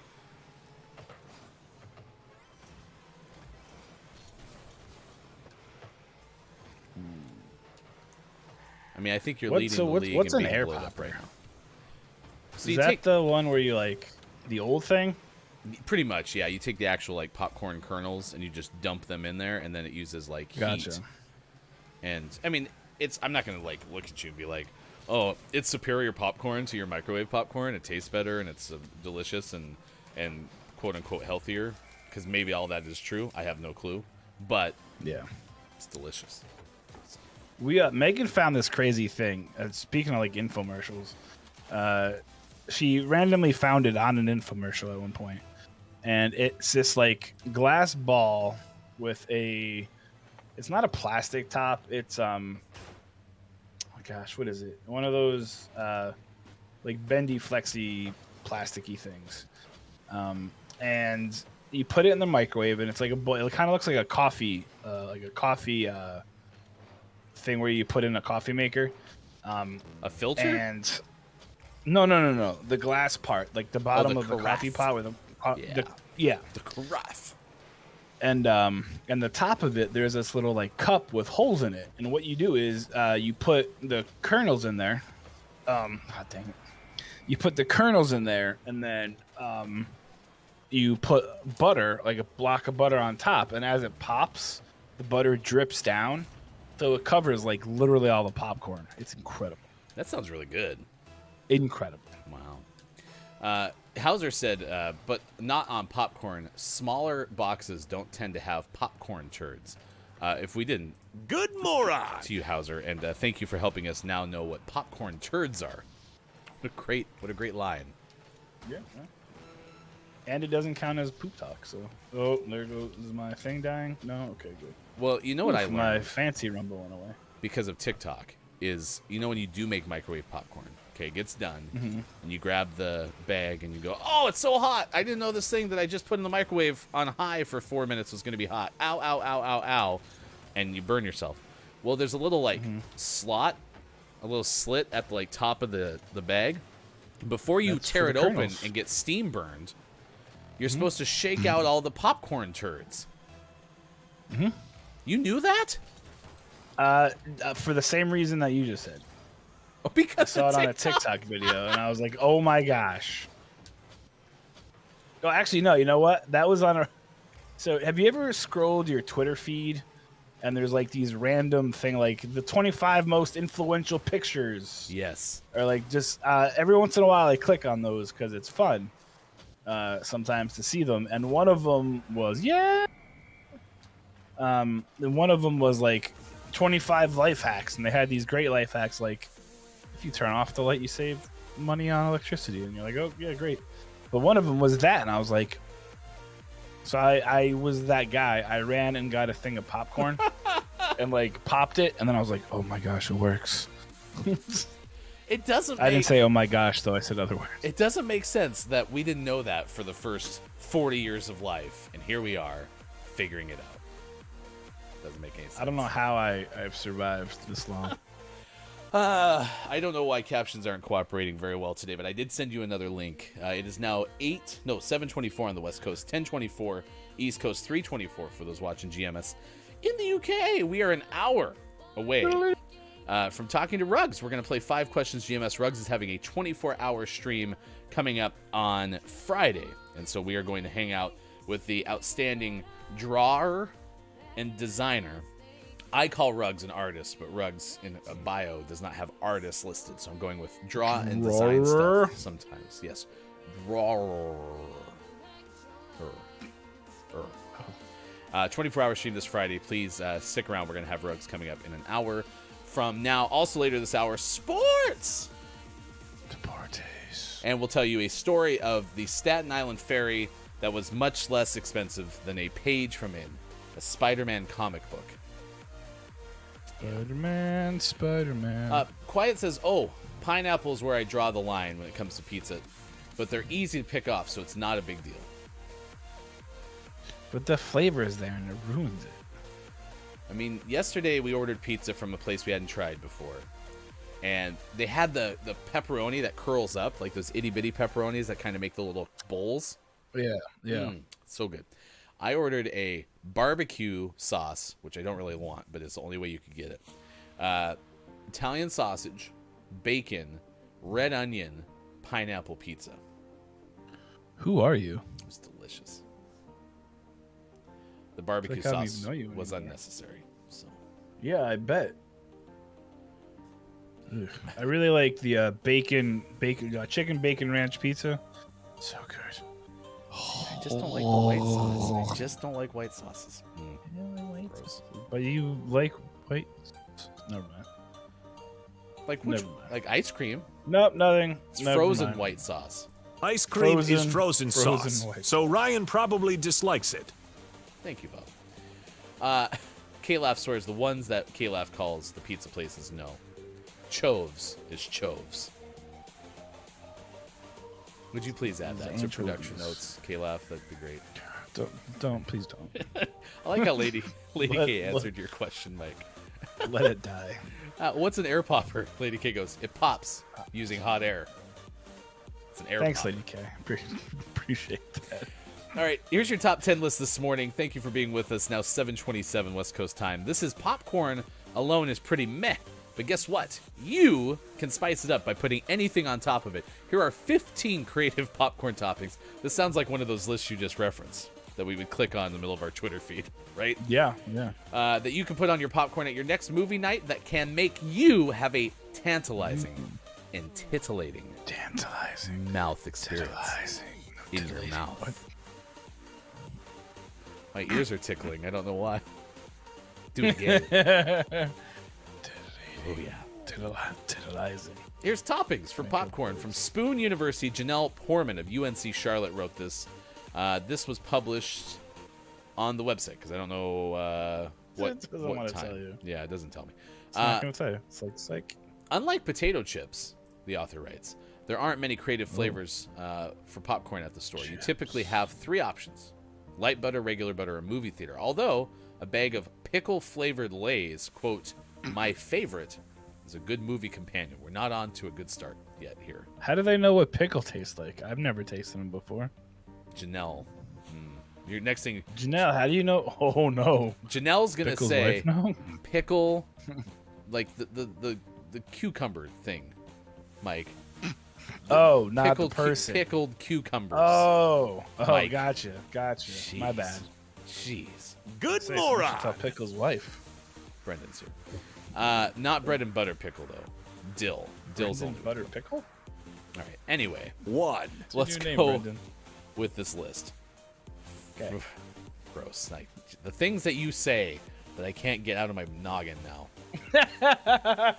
Cookies and cream, which, by the way, I'm open to this. So you basically take crushed up Oreo cookies, which, by the way, the author says double stuff is the only way to go. So shout out to Red Rum, who said double stuff, best Oreos. Add the bits and melted white chocolate, mix it up. Listen, I'm open to it. Let's give it a shot. 2. Negative. This one I'll give a shot. The number 2 is Buffalo Ranch. Buffalo-inspired seasoning, kind of like a cayenne hot sauce or chili powder. That adds a little bit of heat. That's the perfect complement to the cool, robust ranch flavor. You can use regular ranch popcorn seasoning that you get at the grocery store, but then add some cayenne to tickle that pickle and make it fancy. Says tongue. Just tickle my tongue. Okay. But tickle my pickles is 3. Just want to quit hearing things. Toasted coconut and dark chocolate. Okay, I like this even better than cookies and cream. no. Let me guess, you don't like coconut? I can't do coconut. Okay. I love coconut. Yeah, I'd rather have this. You basically take this popcorn, put on a sheet tray of shredded coconut in the oven for 350 degrees, cook until golden, then you toss the popcorn with melted dark chocolate. Toasted coconut? Yeah, I'm on board. 4. Great. Everything bagel. Combination of sesame and poppy seeds with garlic and onion creates a savory popcorn topping that provides added texture as well. So yeah, I mean, this could be pretty decent, I guess. You put it in there, you pop your popcorn, toss it on the top, give it a little tossy toss. You got yourself some everything popcorn. 5. I feel like I keep eating the sweet flavors. Butterscotch. Ugh. You don't like butterscotch either? So this one might not be terrible with if it's like melted a bit. So it's kind of like caramel corn, but with a butterscotch. But butterscotch is a very hit and miss kind of flavor for me. Yeah, I think it could be good, and you're kind of right. I think this author basically went through the chocolate chips aisle. It was like grabbed all of them, and it was like, well, just melt them and throw them on top. And that's what you do with this. You take butterscotch chips and you melt them. You throw it on the popcorn. You toss it around. Gosh, I actually think I agree with you. That probably is going to be better than caramel. 6. Yeah, no, absolutely. Number 6, caramel apple. Caramel apple. Oh. Caramel corn is a common popcorn flavor, but I added diced green apple to my popcorn and then drizzled the caramel on top before mixing it all together. I used caramel ice cream topping. So yeah, you can also use melted caramel candies. Or if you make your own caramel, hey, way to go. Congratulations. I don't know how I feel about the apple part. I don't know if I'd want to put them together, but I mean, I guess it's not, I don't think the flavor would be bad. It's just the concept seems a little weird for me. 7. Like that, it's almost like fake almond flavor, fake apple flavor. Just, I don't really like it. So Fake apple isn't good. this one's interesting, and I get another sweet one. This one is birthday cake. So you take sprinkles and sweet vanilla extract, and then you add melted white chocolate, said extract, and a lightly buttered popcorn. Maybe this says spoon tip. Lightly buttered or no butter popcorn is the key, because otherwise the more butter it becomes butter flavored. Yeah. But I also don't like funfetti or, well, vanilla, as we've talked about. So It's because you don't like fun. apparently. 8. Ooh, this one sounds interesting. Not sure I'd want it, though. Maple bacon. The gooey maple coating, the salty bacon, and buttery popcorn is a combination that can't be beat. You drizzle maple syrup on popped buttery popcorn and top it off when cooked bacon bits and a little bit of brown sugar. I mean, I'd probably have like a bite and then I'd be like, I don't know about the bacon and the popcorn flavor, though. I mean, I don't really like the maple bars that come with bacon on them anyway. And I like bacon. Like bacon. I don't mind those. Yeah. We don't need bacon everything, though. So there you go. It's oversaturation of bacon.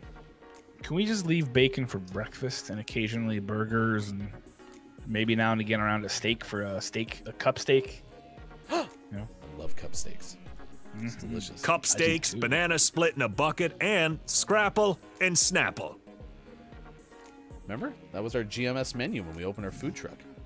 That's true, and hearing it makes me not want to go there. 9. Dark chocolate cherry popcorn. So I do like chocolate covered cherries, dark chocolate specifically. There's not a part of me that ever thought, you know what I want? Dark chocolate cherry popcorn. Ever. Not once. No, not at all. It's fine.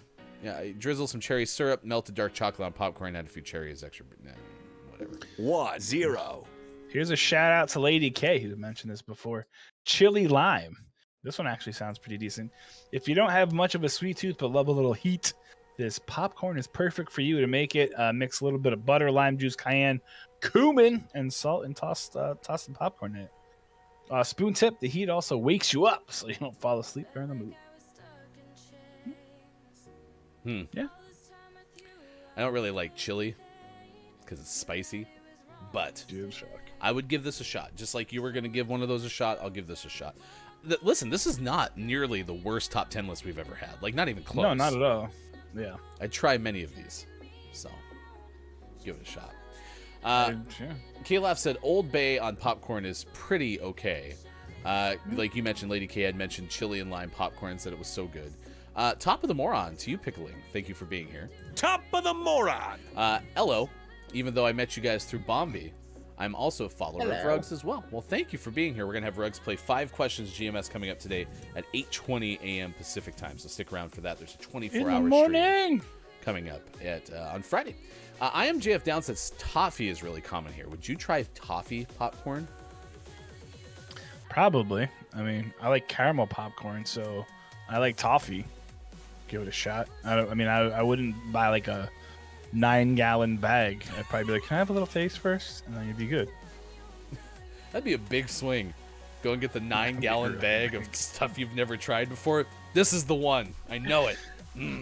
I just feel it in my bones, and you're dragging it behind you as you walk through the fair. That'd be wonderful. Does this come with like a cart?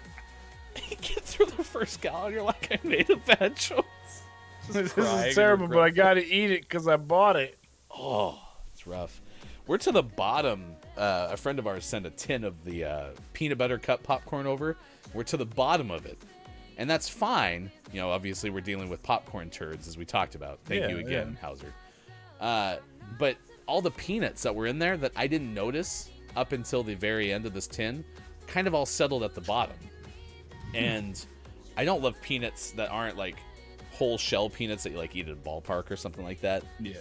I don't like them enough to want to have them in the mix, so I've avoided the rest of it, even though there's like delicious clusters like of a million peanut butter of them, cup right? in there still. Wait, so it's popcorn with that stuff mixed in. Yeah. So that's just weird Do to you want me. Like, do you want me to bring it on next hour? I can show you. Sure, I'm very curious. K-Laugh. Is it one of those like Christmas tins? It is in the same ilk, but it's not the tri tin that I hated has... those. Yeah. It was a waste. Yeah. Which one did you eat the most of? It probably went butter, caramel, garbage. Because that one was that cheese-coated one. Yeah, that wasn't good. That's why it went garbage. I didn't like that one either. That tin, whenever we get it in the family, the caramel side would be gone, like day one.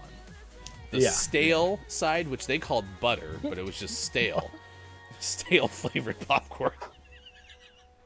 It'd just be there forever, but we'd still start eating that before we touch that cheese side. For a couple of years, my grandma would obviously, we'd go into those. That's the first thing you'd spot when you went over on Christmas morning. It's right there. But also, one of them had white cheddar cheese, and that was good. The white cheddar popcorn was good. The caramel was great, and then the other one just sat there until next Christmas when you threw it away. Good moron. Chris M.E. is here too. The apple chunks would sink to the bottom of the bowl, going back to the one that you mentioned about apple something. Caramel apple. Yeah. All right, it's now 7:38. Let's take a look at this story from the New York Post. Tamar Lappin told us about a Staten Island ferry vessel. Have you been on the Staten Island ferry? I have many times. It's a big deal, Many times. Not when you live in New York or near New York. It's just kind of like I made that sound way more glamorous than it is. I Yeah, wasn't you talking did. like in the tourist sense. I'm talking in like it's like the only way, mostly, to get to Staten Island, right? the easiest way, unless you want to sit in traffic for 4 or 5 weeks. Because the other one's the Verrazano or something like that, the bridge. Yeah. I mean, there's a lot of ways to get on to Staten Island. Unfortunately, most of them involve heavy traffic. Okay, so the Staten Island ferry was the way to do it. That's what I meant. But yeah, I get what you're saying. Yep. Like, ooh, we're on the Staten Island. Heavy. Museum You'd be selfie. surprised how many people would do that, though. When I worked at camp, we'd have international staff who are like, can we go to the Staten Island ferry? And you're like, sure. Okay. However, if you want to be like one of those folks, you can now own a piece of history or something. A nearly 6-year-old vessel in the Staten Island ferry fleet is up for auction, with bidding starting at a cool $125,000. The recently retired John F. Kennedy was built in 1965 and transported commuters between Staten Island and Manhattan for more than 5 decades.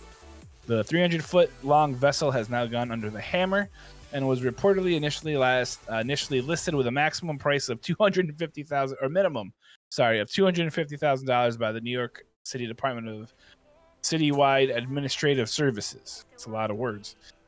As of Tuesday, 14 bids had been made online for the boat, with the price standing at $133,433. $133,433. There we go. The auction closes Wednesday, this evening at 7 p.m. While the hull remains in good shape, the ferry is listed in poor condition because of mechanical issues. This double-ended passenger and vehicle ferry up for auction is in poor condition and had to be decommissioned due to mech issues. The mechanical issues are in the propulsion end. The listing states it is being sold in an as-is and where-is condition, meaning whoever shells out enough clams for the boat should be ready to pick it up or have it shipped from the St. George Ferry Terminal. I have ridden on the John F. Kennedy. So that's kind of cool. You know what would be awesome to do with this? Buy it and make it into like a house. Yeah. K-Laughs on your bandwidth said that would make a pretty sick party barge. Yeah. That would be pretty rad. Click on the link, people. There's pictures, and it's pretty cool. I mean, you'd be like, all right, cool. You really like Spider-Man and want to recreate some scenes from it like all the time? Just buy this. Yeah. Streamer house out of a Staten Island ferry. Oh my gosh. Let's go. All right, where's my wallet? Yep. I've got like $9. Okay, I've we're got up to 9 13. in cash. 13. Well, technically, I have $13 because I have two $2 bills in there for emergencies. But I'd be willing to kick that in. See, this seems like an emergency. So yeah, I'd be willing to throw that out there. Who else wants in? We're up to 13. No, we're up to more than that. I think we got to 17. Yeah, 17. 6 economies. We only need 133,400 and like $20 more dollars. I did a project for Staten Island. There's a rebranding that I was part of, and learned a lot about the Staten Island ferry, and like I knew about the Kennedy ferry because of it. I didn't realize how they were named, and they all had their own names. They were their own vessels. Clearly, they were. Yeah. So yeah, I'm on board. It's probably going to be closer to like a $500,000 project, since it sounds like this ferry is not in very good shape. But nah, we'll just leave it there. It's fine. Oh well, I guess we could drop ship it. No. Put it in the Dropbox? So yeah, we could put it in one place, and that's where it lives, and it becomes a houseboat. But I mean, I kind of like the idea of the party. I'll start digging a hole in the field behind my house. It's centrally located. We can try to annex from the state of Indiana. And Streamtopia will be the name of our place, or Stream Sylvania. See, I just pictured you doing a streamboat jingle. Dreamboat, exciting and new. There it is. A streamboat, we're expecting you. I tagged you on a Twitter post. Streamboat. I saw that and I cracked. I was so mad because Austin liked something or retweeted something about Lovebot, which is something that's coming out March 2nd. You can find us or find my feed, I suppose, at Hefty Goof on Twitter, because I don't remember the details. But I saw Lovebot and my brain went, hearing Maiko's voice go, Lovebot. I disliked it very much. You're welcome. Dislike. Chris and me asks, how Mike are we getting likes it. internet onto the party barge? That's a problem for future me. Also, it can't be that. You can get internet like anywhere. But can you get enough to support the bandwidth for a streamer boat? Sure. Why not? The good news is Hauser says, can I use my Xmas money? $100 or up to $119, Mike. Nice. We are so close. So close. 0.1% the way there, if I'm doing maybe close to correct math. I don't even know if we're that close. Like 0.01 maybe. 1%? I don't know. It's better than 0. Come on, let's go. Down says, my old boss had a Thames ferry that they wanted to turn into a party boat that did the commuter route with coffee in the morning, beers at night. Ooh, that sounds amazing, Downs. Because there's a place here in town that does coffee in the morning and then beer at night. And that always made sense to me because you're maximizing your real estate, right? Yeah. Demand. I always had this picture, for example, of a coffee bar, but you put it in the middle of the, well, not in the middle of the space. You put it up against the wall. And then at night, it actually pivoted 180 degrees and became a bar, right? Because you could do that if you had enough space and had a fake wall. You could make like a secret little revolving stage type thing. And then it would actually feel different, You could even call it two different things. That'd be kind of neat. So we'll serve Scrapple and Snapple there. It'll be great. Brendan underscore TDV says, I just found $2 in my pocket. The other one's playing the piano. You can have that. So, Sick. Is it a $2 bill? Because then it's worth way more, like $2. 119. Is that what we're up to? I can't remember now. I think so. We're doing great though. Should have got one of those fundraising bars up on the bottom of the screen. Ruggs, I hate to do this to you, but we're taking over your 24-hour stream now for the. But we have to do it right now, and it has to be done in the next 6 hours. All right. So we've bumped up the timeline. We've also shortened it by like a quarter. So no worries. It's exactly what you had envisioned. Yeah, I know that when you first started, you were looking for a great cause. Here we go. The Streamboat. Exciting and new. Oh my gosh. I would let you fully design a new theme song for the Streamboat if we actually had Streamboat going. That'd be so much fun. I mean, there's lots of boats for sale here in Indiana. I can get us a boat if that's all you're looking for. It might look like a fishing boat, but it'd be a boat. Are yachts as bad for climate as private jets are? Probably. As I say, we could do a yacht. Yeah, with as much garbage as they probably leak out. That's too bad. I'd say so. That's too bad. Unfortunately, those ferry boats take a refurbishment. Well, that's what we're talking about. Sorry. We're gonna do this old Furbies? house, but for a ferry. This old ferry. We can even get Bob Vila. Is Bob Vila alive? K-Laugh! Kyle? I think he is. No, don't yell it, though, because then the universe will hear. I think Bob Vila always reminds me of Jim Henson, and Jim Henson is dead. So,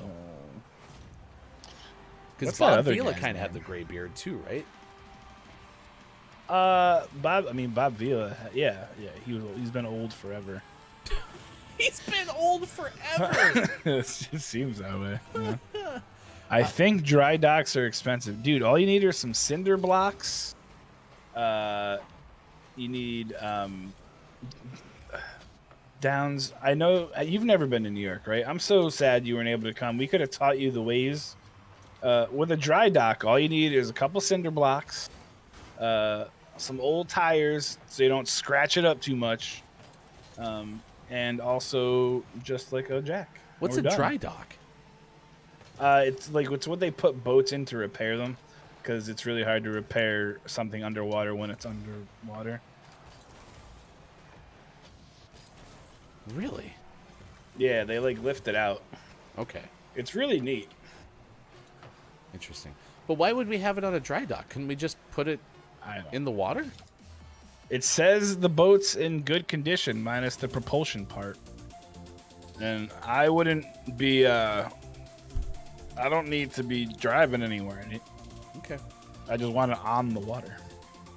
You know, at the end of the day, I'm open to this. Whatever floats your boat.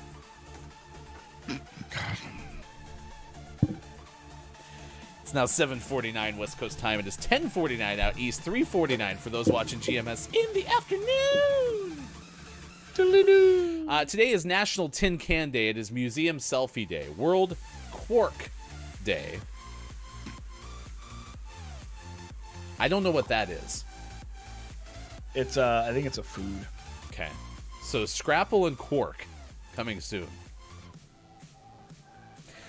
Tenderness Towards Existence Day, Good Memory Day, and Brew a Potion Day. Also from Pickling, it's apparently Derby Day. And so Pickling says, have you heard of soccer? Well, football in our part of the world, 2 Berlin clubs are facing each other in the cup tonight. Which 2 clubs? Oh, wait, you know what? Now would be a great time for us to find out. Because it's time for sports. Well done. Support. Well done. Nice work. While you look that up, because I still have no clue, since you're much more versed in soccer than I am, I will tell you that yesterday your Calgary Flames defeated the Florida Panthers 5-1 A much-needed win for your Calgary Flames, especially because they had gotten smoked by the Panthers in Florida. Just the 8th loss of the year in regulation for the Florida Panthers, and Calgary ticks up to 18-11-6. Your Calgary Flames. Yours. Yesterday, the Timberwolves and the Warriors won a basketball contest. So, there you go. Great. That's fun. Tonight, your Portland Trailblazers are at Miami. Your Los Angeles Lakers host Indiana. And your University of Kentucky Wildcats play at Texas A&M. So. Go figure. Pickling answered, but do you have the matchup and details? Yeah, it's Hertha BSE and Union Berlin are playing in the the thing. Playing tonight at 8:45. No. Yeah? No. I don't know. It's in the round of 16. Sorry, I don't. There's like 4 different dates. It's fine. They're playing in the round of 16. What is it? It doesn't say the name of the tournament. The FFT. No, FFT is not it. Yeah, they're gonna play some soccer together and do some fun things. Okay. We're gonna have some snacks, perhaps. Some orange wedges. There's a really great article about it. There's some really awesome, a really long, wonderful article. Ooh. It doesn't say the name of the tournament they're currently in. Just put it in the chat. Put it on a pancake.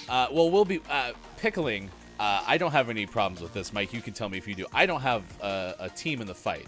Do you care who wins? No. Okay, pickling.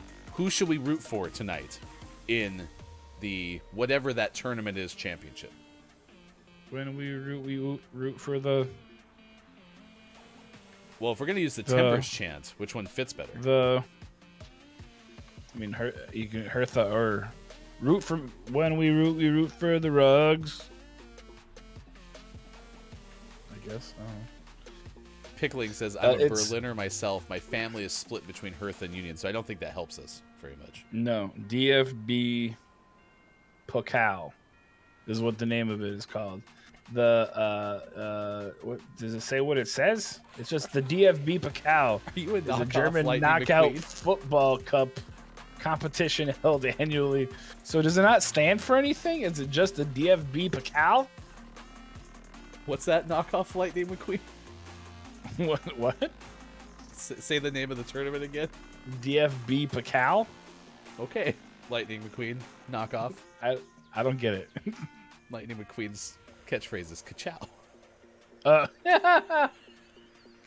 yeah, but there's 64 teams and then around to 16. So we're gonna root for Hertha. Let's go. Do either have American players? Up the Hertha. Up. Excuse you. Well, I was taught for my Hull City Tigers to say up the That's Tigers. So rude. So now we're gonna go up the Hertha. Well, up your Hertha. That's rude, man. I'm gonna talk to your mom.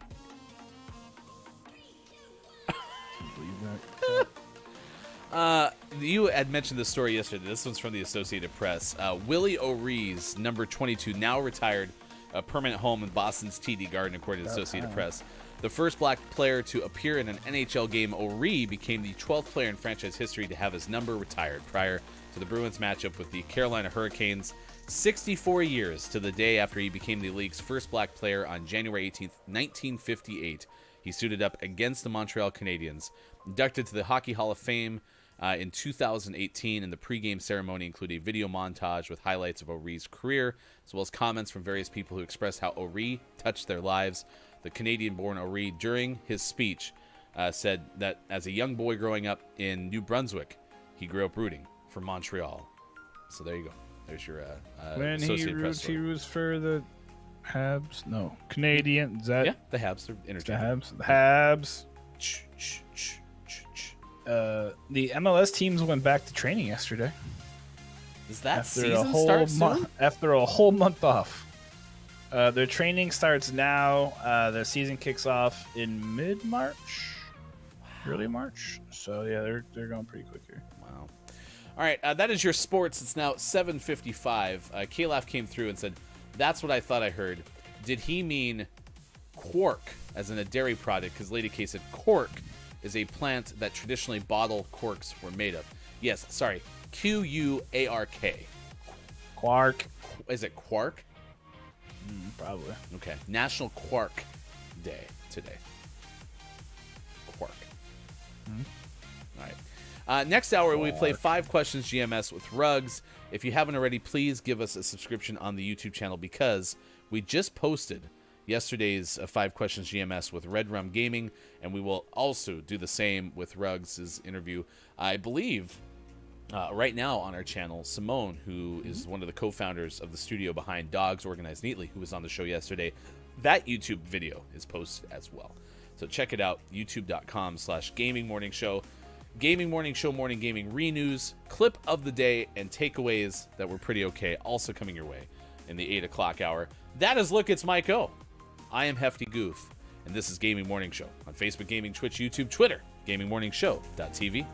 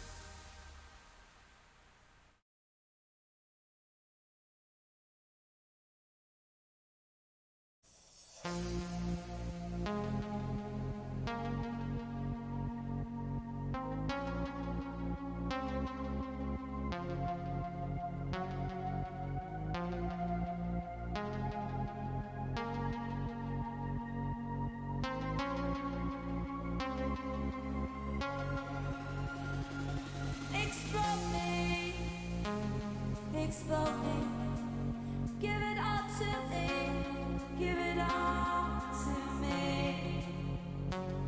Explode me, give it all to me, give it all to me. Give it all to me, give it all to me. Give it all to me. Let me give it all to me.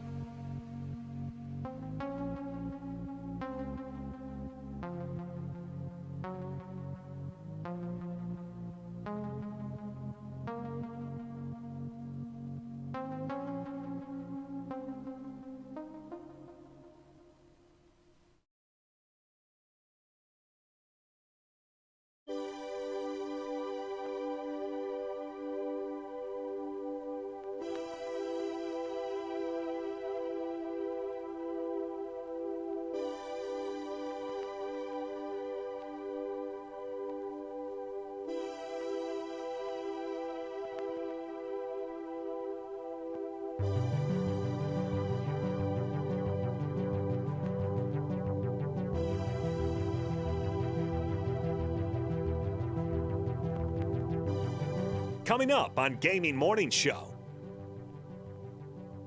we play 5 questions and GMS Morning Gaming Renews. Get ready for your takeaways that were pretty okay and the clip of the day. Follow us on Twitter at WatchGMS and become a Patreon. Go to gms.watch and click on where to find GMS. Time for hour number 3. Right now. Morning, gamer. Gaming Morning Show continues. Welcome in. It is Wednesday, January 19th, 2022. We have Ruggs set to play 5 questions GMS in 15 minutes from now. We are going to learn more about the 24-hour stream coming up later today, which is now a 6-hour stream because we're going to buy a boat. Buying a boat? Why not? Buy a boat, mother. What? You know, there's a joke out there that the best day in someone who owns a boat's life is the day that they buy the boat and the day that they sell the boat. Why? Apparently, the ownership of a boat can sometimes be a taxing endeavor. That's fair. My father-in-law owned a boat, and he's just not happy in general, but he was always fixing something on it. Sounds like owning a house. All right. It is time to welcome in Welcome in, Final Hour crew. the final hour crew. The FHC is here. Greetings, Final Hour crew ambassador Chris M. and a warm welcome for our Final Hour crew ambassador. Hey, it's Brendan _TTV. Look at that. They're both here. It's great. Weird. Yeah. Final hour crew is here. Thank you for being with us. Ruggs, anxiety go brrr. You know what? You gotta make the noise, Ruggs. Maybe it's more like the car, like the Austin sound effect for a car. Like, no, Boy, maybe. Yeah. You'll do that great. one was a little scary. Pickling is here as well. Thank you for hanging out with us. Go Hertha. When we root for the Hertha. Dr. Chick, Lady K, K-Laugh Sounds is like a here car. this morning as well. Hauser's been hanging out with us throughout the morning. I am JF Downs. Thank you for being along with us. Many, many others for this edition of Gaming Morning Show. Today is National Popcorn Day. It was trending on Twitter, so we were asking you, what is your favorite way to have popcorn? And I have a tin of Funky Chunky Peanut Butter Cup Popcorn. Okay. funkychunky.com. Okay. This was sent over by my good friend, and inside is a bag of popcorn. Oh. Well, they put it in a bag. That's nice. So I'll take some of this out. So this is peanut butter cup. Yep. There's a good piece. Okay. So there's a piece of popcorn that has kind of like a chocolate around it. Oh. Okay. But then there's these itty bitty little peanut butter cups in there as well. Oh, so like, oh, crazy. But unfortunately, it has the dreaded peanuts in it too. Yeah, peanuts aren't bad.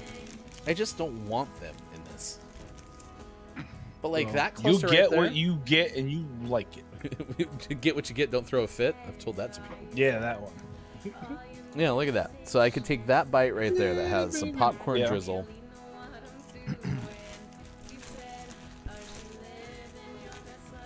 A little jealous because that actually looks really good. Good news. Old Hefty Goof has your address. Great. I don't want. I mean, is this like Kate's calendar? No, I would send this personally. Kate's calendar is going through fulfillment. Oh, gotcha. Yeah. Gotcha. Wait, has Kate not received her calendar? Did Bob mail it? Well, it's not Bob. Bob's not fulfillment. Bob's just the big voice. Oh. Yeah. Fulfillment has also- the cubicle next to Bob's box. Going way back to from first hour talking about the tape, the seal tape It's called Flex Tape or Flex Seal. Has that been sitting in your brain for 2 hours? No, I just clicked on something and a meme randomly popped up of someone putting a thing, the guy hitting the thing, and I was like, Oh, thanks, Flex Seal. universe. Flex Seal, Yes, of course. Of course, Flex You Seal. can put it on a door and make a boat. Can you? I mean, that's what happens in the commercial. Oh, yeah, speaking of boats, the person saws a boat in half and then tapes it up with Flex Seal tape. And then they get in it. Right. Because they definitely didn't just take a full boat and put tape around the middle of it. Hear me out. Hauser had donated nicely $100 to our Buy the Staten Island Ferry thing. Again, it was around let's just round up, $140,000. Could we buy it, but then cut it in half and see if we could fix it with Flex Seal tape? Sponsorship opportunity. Oh, gosh. Someone like Mr. Beast might have more of a budget for something like that, but we'll work on it. Probably does. He's probably going to be the one that buys it. When he hears about this, he's like, oh, I'm stealing it. Hello, FHC. Dungeon Meowster KJ is here. Lady K sticking around with us as well. Scott Chick is with us this morning as well, saying, itty bitty peanut butter cups. Itty bitty little peanut butter cup. Little bitty peanut butter, yes it is. Who's good little peanut butter cup? Yeah. Rock said, I made coffee to still feel anxious. Or, to still feel anxious, but faster. Just do some jumping jacks. You'll feel fine. I sent a text to Megan saying, hey, we've talked about moving because Indiana sucks. We should just buy this ferry. Because she always said, like, we should just buy an RV. I mean, a ferry is basically a big RV. We'll just hire like 100 dudes or 200 dudes to paddle, and we'll move it up the coast, and we'll live in there. It's cheaper than a house right now. Even if you put another $100,000 into it, it's still cheaper than buying a house. I think the costs to have the people paddling might run you over just buying, I don't know, a new motor. It'll be like when you move. We'll just give them pizza and like beer and Fanta. Okay. It'll be fine. Let me know how that goes. I will. Well, first let's see what Megan says. Okay. I have a feeling she's gonna say, "What's wrong with you?" or something along those lines. I think it's gonna be a hard no from Look It's Maiko's wife. Yeah, Look It's Wifo. Yeah, hard no. Speaking of which, though, you are going to be on the air later, so if we don't get the answer before the end of Gaming Morning Show, tonight on GMS After Dark, your real-life friend Kyle joins you to play Law or Not a Law. This is at 4:45 p.m. Pacific time. What the heck is Law or Not a Law? So it's a wonderful game that we debuted a while back, where there are some states in the United States of America, these silly places that have laws on the books. For example, in Oklahoma, it is illegal to hunt whales. Now, if you're not from the U.S., which I know some of us aren't, Oklahoma is a landlocked state that's about 700 miles from the nearest ocean. So why it's illegal to hunt whales within the state of Oklahoma? Maybe it's a law for someday when Texas is underwater and the ocean creeps up to Oklahoma. Who knows? But yeah, there's some pretty weird and very, very random laws. However, I make up some laws as well, and it's up to Mr. Kyle Andrew Goodpaster, as Brendan said, to figure out which ones are real and which ones are complete chicanery. Hey Siri, cancel my whale hunting trip in Oklahoma. Thank you. So sad. I've been looking forward to that for years. Unless you're talking about like the rapper, and then that's also still illegal. So, well, all in all, oh gosh, it is a relief to know. Sickle, I tried for you. It's a relief to know that it's still illegal to murder people in the state of Oklahoma. Yeah, I hope. I mean, is that on the books? Because I hope. Coming up, we have a story about igloos in the front yard. We're going to play 5 questions GMS with Ruggs coming up after this game of Rocket League. It is National Tin Can Day, Museum Selfie Day, World Quark Day, Tenderness Towards Existence Day, Good Memory Day, Brew a Potion Day, or a portion of potion. That's option. You could do that. But it's National Popcorn Day. That's trending on Twitter. So we're asking you, what's your favorite way to have popcorn? Chris M.E. said Nate, otherwise known as Mad Arts, brought some cool novelty popcorn, including root beer float and blueberry muffin. Ugh. Both? Root beer float, I could definitely get behind. The blueberry muffin, I don't know about. I mean, I'll try it. We'll see. Now, are you anti-blueberry muffin in general?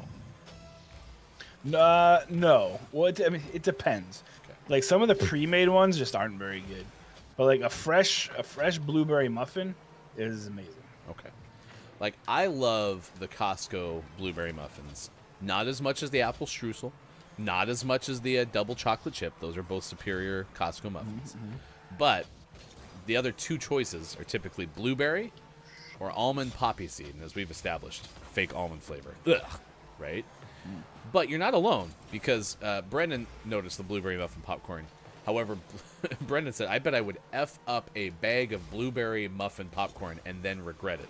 So I get the impression that it sounds good to Brendan, but Brendan would eat the whole thing and then have like a tummy ache or something. Oh, I thought he was gonna like beat it up or something, and then I was gonna be like, "I'm so sorry, blueberry popcorn. I'm so sorry." Yeah. I just put this together. I just put this together though. You're rocking 2 days of the days on your desk there right now. You've got a tin can filled with popcorn. I do. I mean, it's a tin, but But it's geez, this guy's got great shots, wall hacks. But yeah, it is a can and it's a tin, and it's got popcorn in it. Well, that's crazy. Do you have any Quark to put there? Could you maybe display some tenderness towards it? Is that what Quark is? Oh no, that was the No. tenderness part. Yeah, just the tenderness in the world or something today. I never did click K-Lap's link. What the heck is Quark? Did anyone open that up? Kyle. No, Kyle already did his job. He started using his expertise. Kyle, call me and read it to me.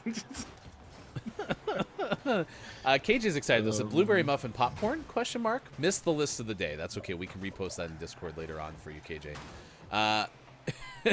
The kettle corn with cinnamon, so tasty. Also, Brendan said snickerdoodle popcorn over the holidays. Oh. I mean, snickerdoodle popcorn, or snickerdoodle is Sean's favorite cookie, so They are really good. I could see that being pretty okay. I mean, the first one that we had on the list of the day was cookies and cream, and that kind of fits the Oreo concept, so... They have those at have you been to the movies where they have like you can buy the little flavor pouch things? Yes. Little flavor shakers. I think cookies and creams is one that's always on there. So according to Brandon, Quark is cheese on acid. Like burn my face acid? Because I don't like that acid. Was it cheese that took a drug? It's cheese that's tripping. It's like, what kind of cheese are you? I don't know, man, but these colors are great. Yo, this guy has this shot down. Yeah. We're screwed. I mean, I'm not gonna lie, this is just impressive. Like, there's nothing you can do. Well, even I put That's up a really crazy. high arching center pass, and that person just flew up, took care of it. Well, now I'm running into my team. I don't know why that person ran backward.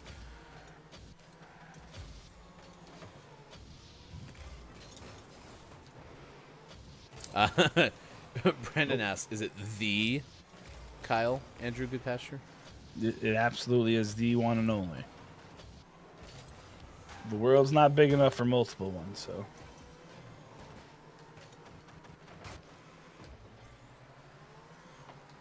I'm beginning to think that we have folks who have a similar skill set. We just happen to have one of on our team. Because there's Noble Rock and then Baker. There's a whole bunch of X's around their names. I don't know. Maybe that's like an Xbox naming convention or something, for all I know. Get wrecked, noob. Lady K will have a fun fact after this game is over. Brandon Nice. goes, Mike said his name so many times the first time he was on. I will never forget Kyle's full name. Could you please give us his address, please? Sure. It is 19216. I don't know the rest. Oh, I don't know the rest. Street. Yeah. I don't even know if that first part is correct.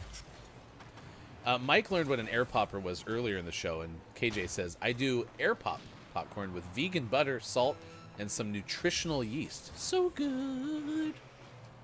No, I knew what an air popper was. I just needed clarification to make sure that what I was thinking was the correct thing. Gotcha. And it is, so, yeah. I do miss, like, the old ones where you put it in and then, like, shoots out the top. Those Yeah. were fun. That's what we have. Oh! It shoots out a spout, though. Yeah. Is, like, you have, like, an old one or, like, a new version? A new version of it, yeah. It's not like... Oh. It's not your grandma's air popper. So. Just want to point out, that was our first loss today. Well, all good things come to an end. It's quite sad. I'm okay with it. I've scored way more goals today than I usually score. Shawn, you don't have to come back. I'm proud of you. Does that make you feel better? Oh, thanks. You're talking about cheese on acid, and Ruggs said cheese on drugs, but spelled it the same way as rugs. Oh, Ruggs. You so crazy. All right, Lady K fun fact coming up later on the show. We'll share that with you. But right now, we get set for 5 questions GMS Ruggs coming up next. Gaming Morning Show.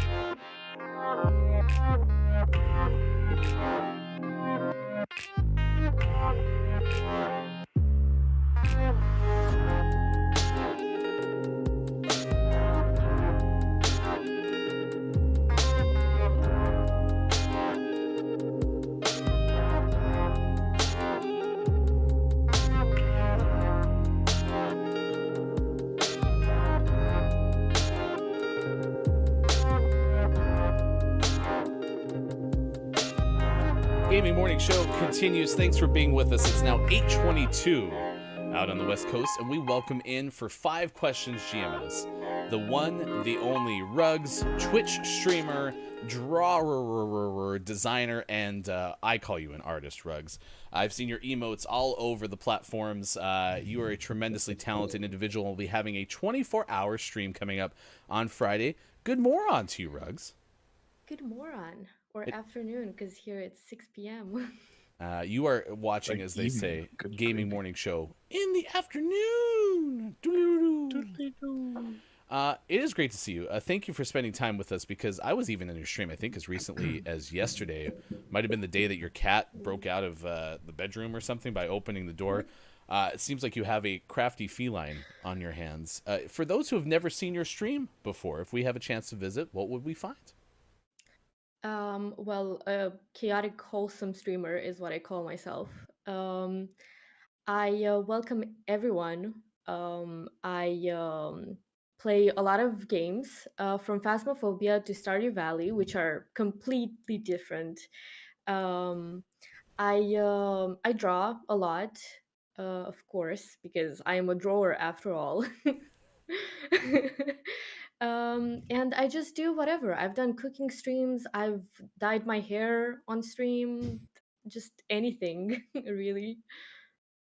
That's really cool. It's really cool to see how you can just kind of open your life to folks on stream. And I know that you may, you say like, you suffer from anxiety, but you know what? From this side of the screen, I mean, honestly, I would never know. And maybe once you hit that live button, it all kind of fades away. But you're a very seamless streamer, and you definitely have cozy vibes. The cozy chaos, I think, is the best way to kind of put it. So I'm glad that it comes across that way. And this 24-hour Good stream, job. what are you planning on? Are you still planning it? When should we tune in? Give us the details behind what we can see on Friday. I am definitely not planning it because I like to just go with the flow. I very rarely plan things. But what I know is that I'll be playing with my friend Peanut Bub, and we're gonna play a bunch of different multiplayer games, co-op stuff. Mainly, we're doing this because we wanted to play A Way Out, and we wanted to finish it in one go. um, so we're gonna play that, but we're also gonna play things like Minecraft. I'm gonna try to make her play Phasmophobia with me, but she won't. I don't blame her. Don't blame her at all. nice. A Way Out is a marvelous game, and that thing is designed to be, next to each other. It was a couch co-op originally, but have you seen any spoilers on it yet? Do you know what happens? Yeah, I know like almost the entire story. So sad. Spoiler tease. Yeah. That said, it'll still be a lot of fun to play. That game took me by surprise. Yeah. It is Friday. We have tweeted out, or rather chatted out the link to your stream, twitch.tv/rugs. Please check it out. Please give a follow. But the reason you are here is to play a game we call 5 Questions GMS. It is time for 5 questions with the one, the only Rugs on Gaming Morning Show. And this is the second straight day. Mike, we had a pretty impressive performance yesterday. You have question number 1. We did. So you got some big shoes to fill. And by big shoes, I mean just normal shoes. Number 1 of the categories that we gave you. You said you are most knowledgeable about entertainment. Rugs, question number 1 is, in what month were all 6 of the first Star Wars films released? Was it January? Was it May or October? Before you answer, you were tweeting out that you were pretty certain you're going to get all these questions wrong. Did the first question ease any of your worries in the least? Absolutely not. Fantastic. We're doing our job, Mike. All right, We're let doing our me job. ask the question one more time, and I want you to clear your mind. Just let the Jedi powers come in here. All right. In what month were all 6 of the first Star Wars films released? January, May, or October? And before you answer, I'm gonna give you a little bit of a brain lightning here, and I just want to say, may the Force be with you. It's August, isn't it? Ding, ding, ding. No. She said August. Bob, Answer, Bob. it's not even it wasn't an option. Oh, damn. I really thought it was August. Then I guess I'm gonna guess May. That's Bob, an amazing like guess. actually Bob. There you go, What's your 1 guess? for 1. It is in fact May. They were all released on May dates. I'll Was tell you any the of them- dates, but I don't know them. K-Laugh, were any of them ever released on May 4th? Release dates. No, K-Laugh's got to do some work. I'm sorry, you're right. I'm sorry. I can't sit K-Laugh. and have you taken K-Laugh's hours. K-Laugh works You're right, hard. you're right. Have you ever answered seen them any of the all. Star Wars movies? Me? Yeah. I tried. I started some of them. Better than Ryan. That's true. Just David said, use the public vote. Everybody was guessing definitely August. Listen, sure, because I don't know. I don't know. 2. August is how you say May in Tongan. So yeah, no, spot on, correct. We asked you your favorite material, possession, or brand. And you said your PC because you're a streamer, right? But you also said Ted's Coffee Company. And you have to know this, hopefully. Our show loves coffee. Mike loves his Dunkin'. I love almost all coffee, but I primarily drink Starbucks in the morning because it's easy to obtain. Is that Ted's Coffee right there? No. Damn it. What's your coffee cup say? It says game over and play again. And then here it says hi, and the numbers 1, 2 until 0. Could you take a sip of your coffee and tell us how good it is? Really good. It's It's coffee. Irish cream cappuccino. That's coffee. Did you say that it's so good? That's coffee commercial quality right there, that reaction that you just gave. I appreciate it. Since we really like hearing about coffee, Ruggs, will you please, question number 2, will you demonstrate with your hands just how much you love Ted's Coffee Company, please? Okay. Can I get up? If you would like, sure. Yeah, yeah. This must Wait, be... I'm wearing pajamas actually, so I won't do that. That's fine. That's fine. Just give us, like, for example, is it this much? Give us an example. Oh, Whoa! That's Whoa! We're I even can't- leaning. Oh, don't fall. I don't want you to hurt yourself. I It's, think like, that is really a good. definitive. Yes. Yeah, To that's question like number 2. that's like oofta numbers. That's so big, so big. That was like albatross range, Ruggs. That was. I have Wow. small arms though, so I don't know. I don't how know. The much- wingspan looked pretty big. You could definitely windmill dunk on some fools. You were 2 for 2. 3. You're doing really good, Ooh, really good. Nice. However, this next one is probably the hardest one. I say that because I haven't read it yet. So, number 3. 3. Since you love, since you love Ted's Coffee Company, we'll ask you a question about Ted D. Bears. How long was the world's biggest teddy bear? Was it 10 to 15 meters, 15 to 20 meters, or 20 to 25 meters? I will say 20 to 25. I like that guess a lot. I really do. Like Hold that on, I guess. have to read through this nonsense and see No, what if the you think answer about actually it, is. so 20 to 25 meters is a really good guess, right? Okay, for a Yeah. Ted D. Bear. Okay, 20 to 25 meters though, Mike, seems like it would be almost a little bit too big. I feel like 20 to 25 meters would be good for like a Bill D. Bear, you know? Mhm. Maybe not so much a Ted D. Bear. I don't know. Anyway, I'm sorry. We're just interrupting you, Ruggs. What was your guess? 20 to 25. I'm sticking with it. It's a bold strategy, Ruggs, and we appreciate you being so in love with that answer that you would go ahead and say that. What is a number that is 1 less than 20?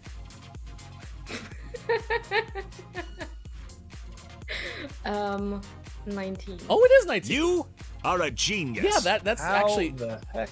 Did you know about this bear? I mean, what's crazy? She must have, because it was in Estado de Mexico on the 28th of April, 2019. It was displayed at a local stadium in the city of Zonocatlan. We read all of our, Zocatlin. we read all of our copy before we get on the air. and it was by the way. made all of in it. materials of a commercial available teddy bear, including details such as tiara, dress, eyes, and nose. Off the top of my head. 19.41 meters. I don't know if you could have been more exact. Correct. Nice That was work. incredible. It's almost like you knew, like to the millisecond. Yeah. Do you own a teddy bear? I don't think so. No. She owns. You I have do have a. a Pikachu. Do you really? Yeah. Is it within arm's reach? No. Damn it. It's in the room with my cat. Yeah, you gotta keep the Pikachu with the cat, Ryan. Okay. However, is that like a stuffed animal Cloud by your That ukulele? is an. Oh, that is. Yeah, that is a cloud. That one's. I think it's cooler than a teddy bear. IMO. But I have an octopus there as well. Oh, One that's yeah. angry, Oh, yeah. and if you flip it, it's happy. I think I saw that the other day. That's so cool. I like It's the angry sad octopus, right? Yeah. Yeah. Is Is question that cheese or is it a Pac-Man? Both. Oh, that counts. That counts. Yes. 4. I think you're now 4 for 3 some way, somehow. We managed to finagle that. Ruggs is doing a 24-hour stream coming up on Friday, playing 5 Questions GMS. You can find Ruggs online on Twitch. We asked you for something that you seem to know a lot about that not many others seemingly do, and you mentioned graphic design. Now, this is exciting for me because I don't know how to construct things with graphics. I'm not a designer. So my question for you, how did you get into graphic design? Oh, that is a hard question. Well, my sister has actually been a drawer her entire life. And she actually did graphic design in school, but I was not into that. I did not like art at all. I was really bad at it until the pandemic hit, and I was like, you know, I can't continue doing photography because I used to be a portrait photographer. So I decided I will get a drawing tablet, and I want to try to do some emotes and stuff like that. And that's how the story began. And I decided I want to also do overlays because I was doing some of my own overlays for my stream. I was doing for some friends as well, but nothing like I'm doing right now. And I'm really enjoying it. And I hope that I can continue doing it. You're extremely talented. I've seen a lot of your work, obviously, on your stream, emotes, and all of that stuff. But be sure to check out twitch.tv/rugs because a lot of times, I think yesterday you were playing words on stream with chat, but drawing whilst playing it, and it was a really interesting way to incorporate your art and give chat something to do. So I was pretty impressed yesterday. You were now 4 for 3? No, 5 for 4. Math is 5 for hard. 4. Question number 5. 5. All right, so this one is a real trickler. Trickle down economics? No, I don't know what it is. Can you explain within 10 feet what is trickle down economics? No. Just kidding. Please. Just kidding. Please, Totally no. just kidding. No. Totally just kidding. Actual question number 5. We asked you if you have a favorite joke, dad joke or otherwise. So, Rugs, what's your favorite joke? Okay, so I know you said joke, but I used to watch a lot of Vines when Vine was around. And one of my favorite Vines is kind of like a joke, but it's kind of like a pun in a way. So it goes something like this. Roadworks ahead. Yeah, I sure hope it does. I like that one a ton. That makes Bob happy. You were 6 for 5, and you are one of life's winners today on Gaming Morning Show, Rugs. Well done. Well done. Fantastic. Woo. That's the cheering. We need Sean sounds of Sean Cows? Are the cows cheering? They're very, very pleased. Very pleased. Wow. Rugs, thank you for spending time with us this morning. What time should we look for your 24-hour stream on Friday? So it's gonna be 8 a.m. my time, which is GMT +2. which I have no idea what is in other time zones. Subtract Neither do we, it's fine. carry the 1. Just follow Rugs. You'll get a go live Yes. notification, and bada bing, bada boom, you're hanging out. Rugs, outstanding talent. Thank you so much for spending time this morning with us on Gaming Morning Show. Thank you for inviting me. Thank It you, was a Rugs. pleasure. I love it. What a great story behind how graphic design became part of Rugs' life, and that was a pretty neat story. You also had the story behind the Ted's Coffee Company. I think that's the first time we've had someone almost fall out of their chair on GMS. Yeah, no, she loved it so much. Rugs almost fell on her head. Was willing to sacrifice the body to demonstrate the love for Ted's Coffee Company. Ted, it's time to make Rugs your give her a sponsorship. Yeah. She almost suffered bodily harm for her love for you. For you, Ted. Not for us, for you. For you. I will put Ted's Coffee Company on the list of coffee recommendations. We always like to take them. Hauser, in fact, gave us a couple too, so Kalaf will throw those into the production notes if you'd be so kind, please. Rugs, I mean, you can't say enough, and you're pretty graphically talented, Mike, in terms of being able to draw things. Rugs takes it to just a whole different level. I'm sure that, I mean, the amount of work and effort and just raw talent that you have to be as talented and artistic, man. Rugs, you're A lot of my talent for artistically stuff is based around taking another image and kind of modifying it and growing with it and doing some good things. I am not great I am not great at like just coming up with, starting from scratch and then having this incredible, wonderful thing. Last night on my stream, one of my new redemptions is the Pickle Feet's Memorial Draw Me a Picture, and I drew a couple pictures, and I'm glad Rugs wasn't there because she would have been like, "You're awful." No. That wouldn't happen. Totally, she would have been so mean. I'm kidding. Rugs is a sweetheart. But yeah, it's her skills are like next level. Yeah. Pretty impressive. Level. Just David, Pickling, thank you for coming over. Star was here as well. We really appreciate it. We are a morning radio show that plays games, and if you liked the interview or you want to be able to watch it, please go to our YouTube page, youtube.com/gamingmorningshow, and subscribe, because we will have that posted later on today. It's usually worst case the next day. Just depends on how things are going in my household, which right now, since we have a COVID positive in here, things are a little unpredictable in this building right now, but we're trying our best. It's fine. It's fine. Thank you so COVID's much, not Rugs. real. Chris M.E. says that's roughly 10 a.m. Pacific time if you're playing at home for Rugs' stream on Friday. So there you go. 6 for 5. Not bad. Not bad at all. Lady K. That's pretty great. Fun fact. The reason drinking milk helps to reduce the burn of chili is down to science. Chili is alkaline. Alkaline. Damn it. Mm-hmm. There's another one. Just throw it up there. It's fine. Nobody cares about this thing anyway. It's just words that I can't say, and they become something we count. Alkaline. I love Alkaline. Alkaline. The Alkaline Trio. Great band. In nature. Milk is mildy. Damn it. Hey, Mike. I need your help, buddy. Just really quick, if you would be so kind. Could you read that right there? That would mean the world to me right now. Yep, no, that's totally fine. Fun fact.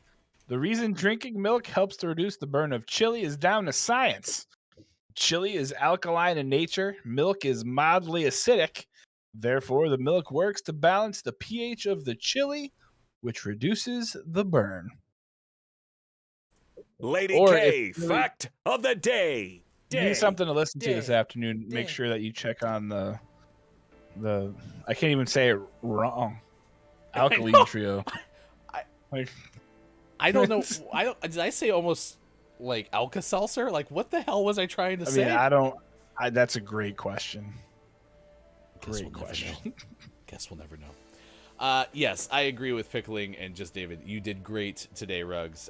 It's outstanding just to get a chance to learn more about the reasons behind what people do, and that's what I love about interviews, whether we're playing 5 questions or we have just a guest talking about, like yesterday we had dogs organized neatly, right? What sparks somebody to make a puzzle game based on rearranging dogs? Like, I love those stories, so it was really, really great. Thank you.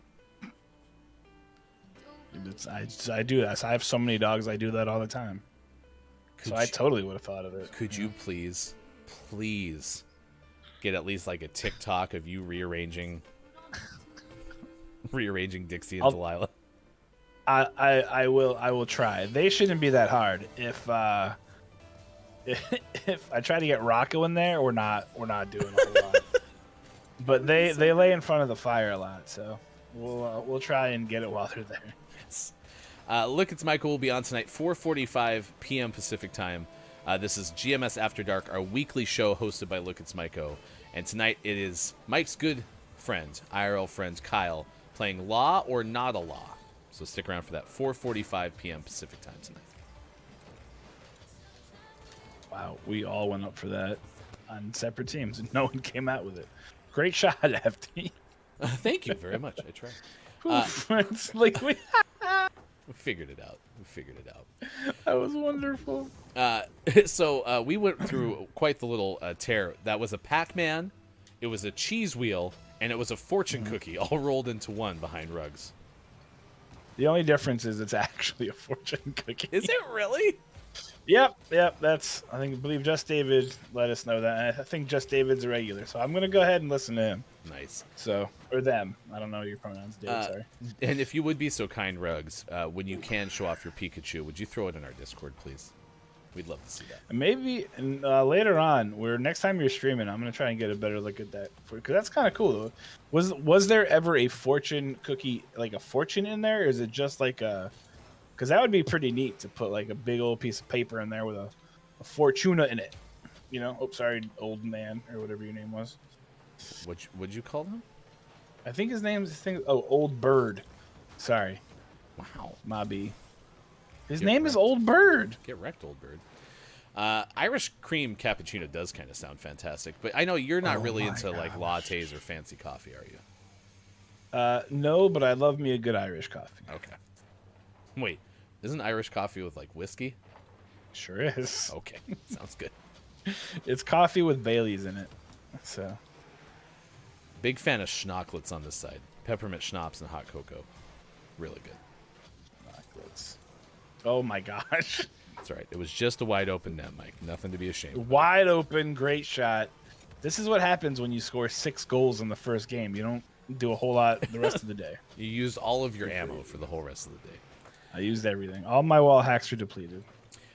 Today is National Popcorn Day, so we've been asking you questions about that. Chris and me had said the itsy bitsy popcorn went up the popper spout earlier. I'm sorry, what? I'm going to repeat that, yeah. So Chris said the itsy bitsy popcorn went up the popper spout. Okay.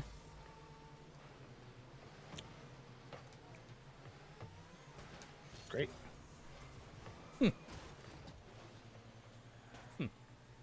I don't fully what? Well, obviously it's a play on I know itsy what bitsy you spider, said. right? Yeah. But Yep. Was it oh no. Quiet I'm Gaming. Down came the popcorn and washed the popper out.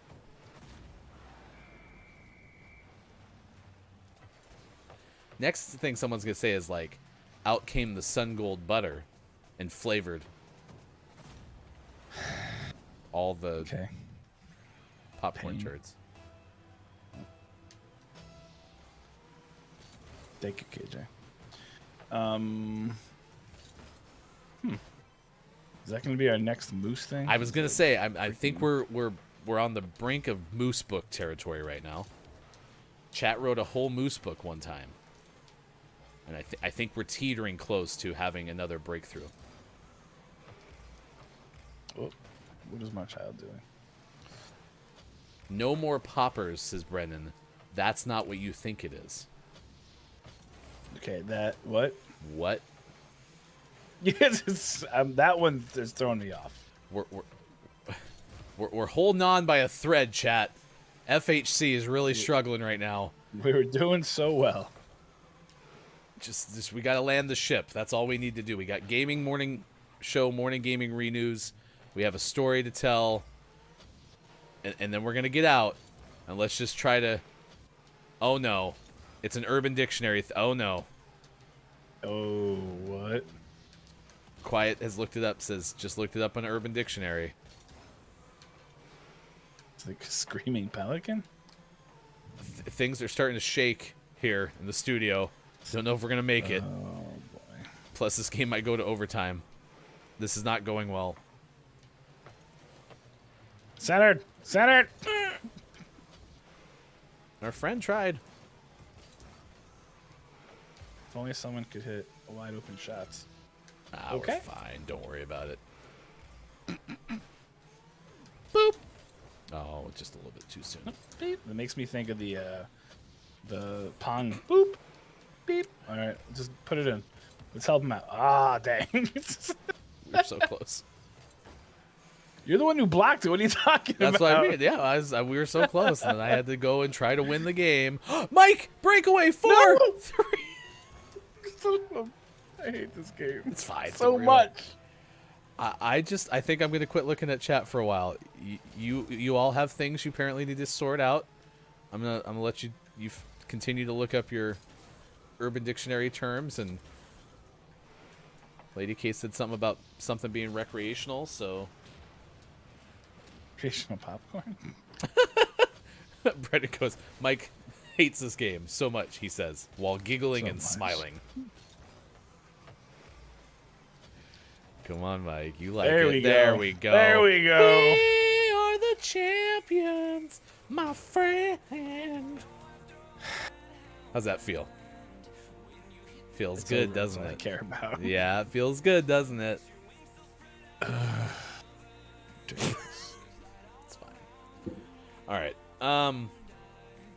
Mike, you are a champion today. My friend. You played like one.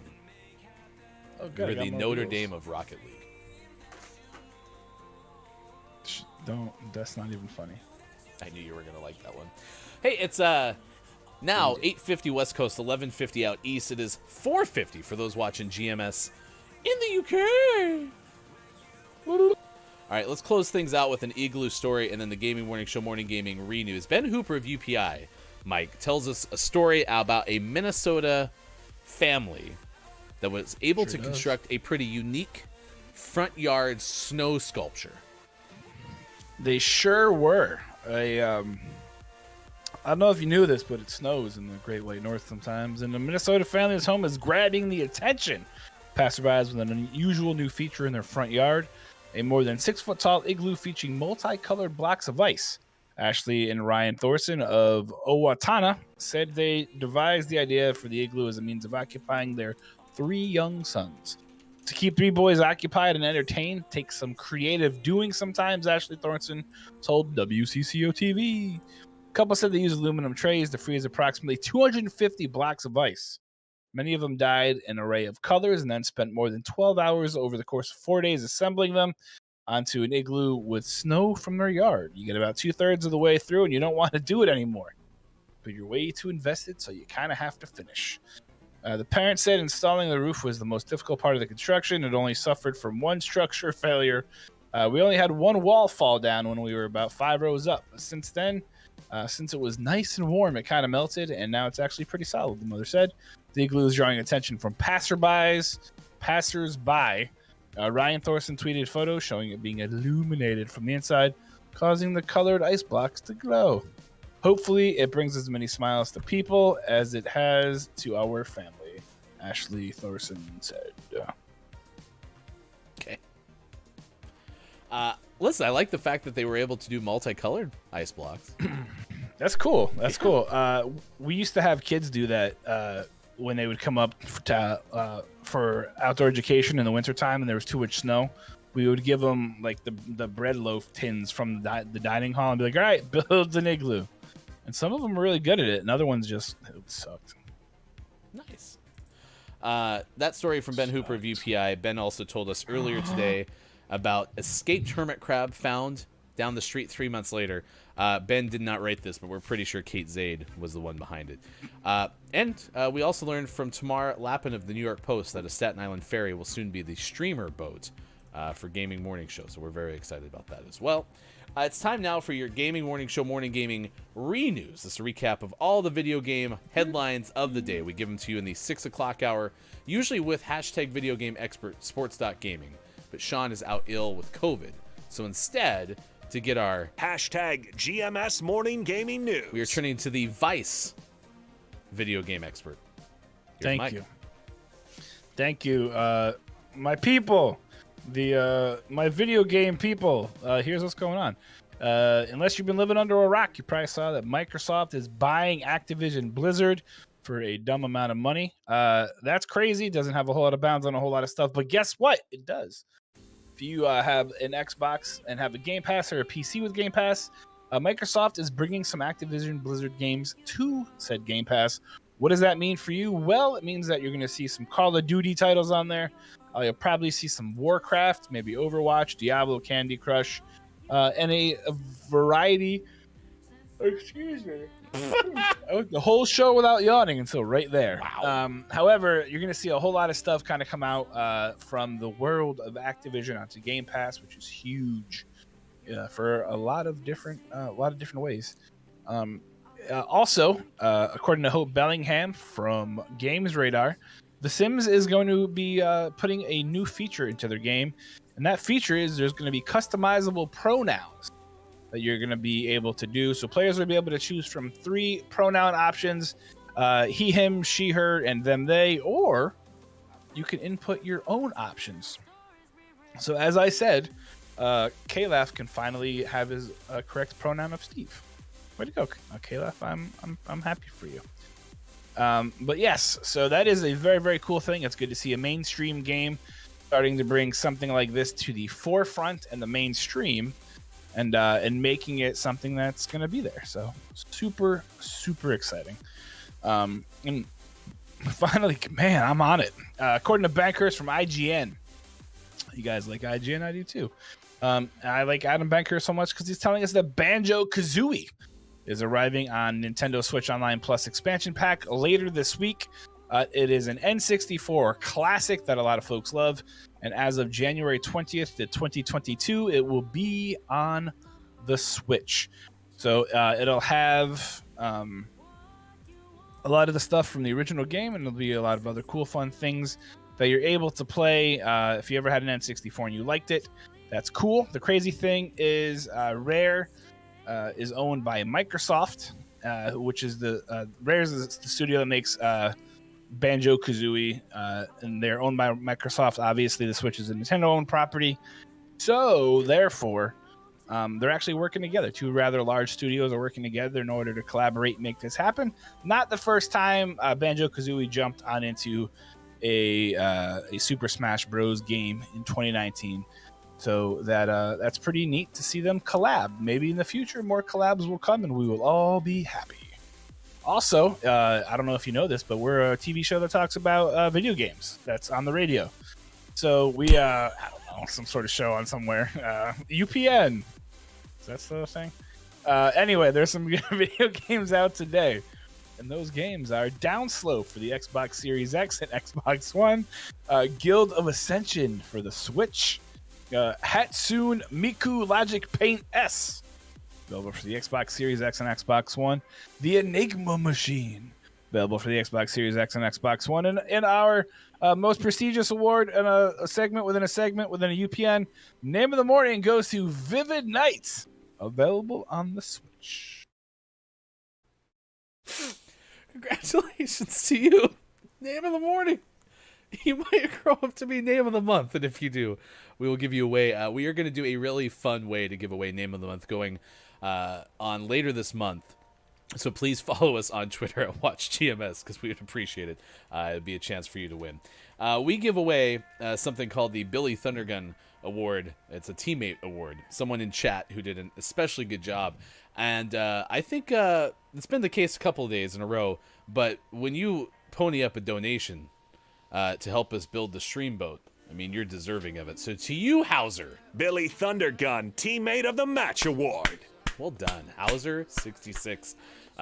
Once we have enough of the donations needed for this $140,000 broken down boat, we'll let you know where you can send that $100, because, you know, just hold on to it for now. Maybe putting in an interest-bearing account or something, just so we can have even more of what we need to buy the stream boat. Maybe a Roth IRA. I don't know what that is, but it might be a good idea to put it in one. Pull out your contributions, tax-free. Congratulations, Hauser. Bob, if you'd be so kind, before takeaways that were pretty okay, give us clip of the day. Seriously? Can't any of you do anything yourself? Like, for real? I just have this tiny box. I never get shown in it anyway. Whatever. Fine, here it is. It's the clip of the day. Toot toot! We checked the grass, we checked the bushes. 3 months passed before neighbor Sarah Beckman spotted something unusual while out for a run down the street from the Yu family's home. I noticed a little hermit crab on the side of the sidewalk in our neighborhood, she said. Our own kids have some hermit crabs, so I guess it caught my eye as something that just didn't belong there. Beckman, this is a mistyping, but I'm going to read it as is because it makes it so much better. Beckman told the crab home and put it in the enclosure with her kids' pets. She posted on Facebook asking if anyone in the area was missing an escape artist pet. She soon received a reply from you. Go home. Home. Yeah, I'm talking to you. Crap. Home now. Good news, though. Kaiser is now back home, but the Yu family said they have many questions. There you go. There's your clip of the day. You, Mike Hermit Crab, you go home. Go home now. I'm not going to tell you again. You understand me? Go home. Thank you for everyone who joined us. Just David, thank you so much for the follow on Twitch. Everyone who's supporting Rugs, we will support you as well. Coming up on Friday, 24-hour stream over at twitch.tv/rugs. We're going to send you over, if you're watching on Twitch, to Josta7, nerdy gamer variety streamer, loves to chat. Other interests include fiber arts, crafts, learning Japanese, word puzzles, she, her pronouns, Demi married to Bun7, mom of teenagers, Black Lives Matter.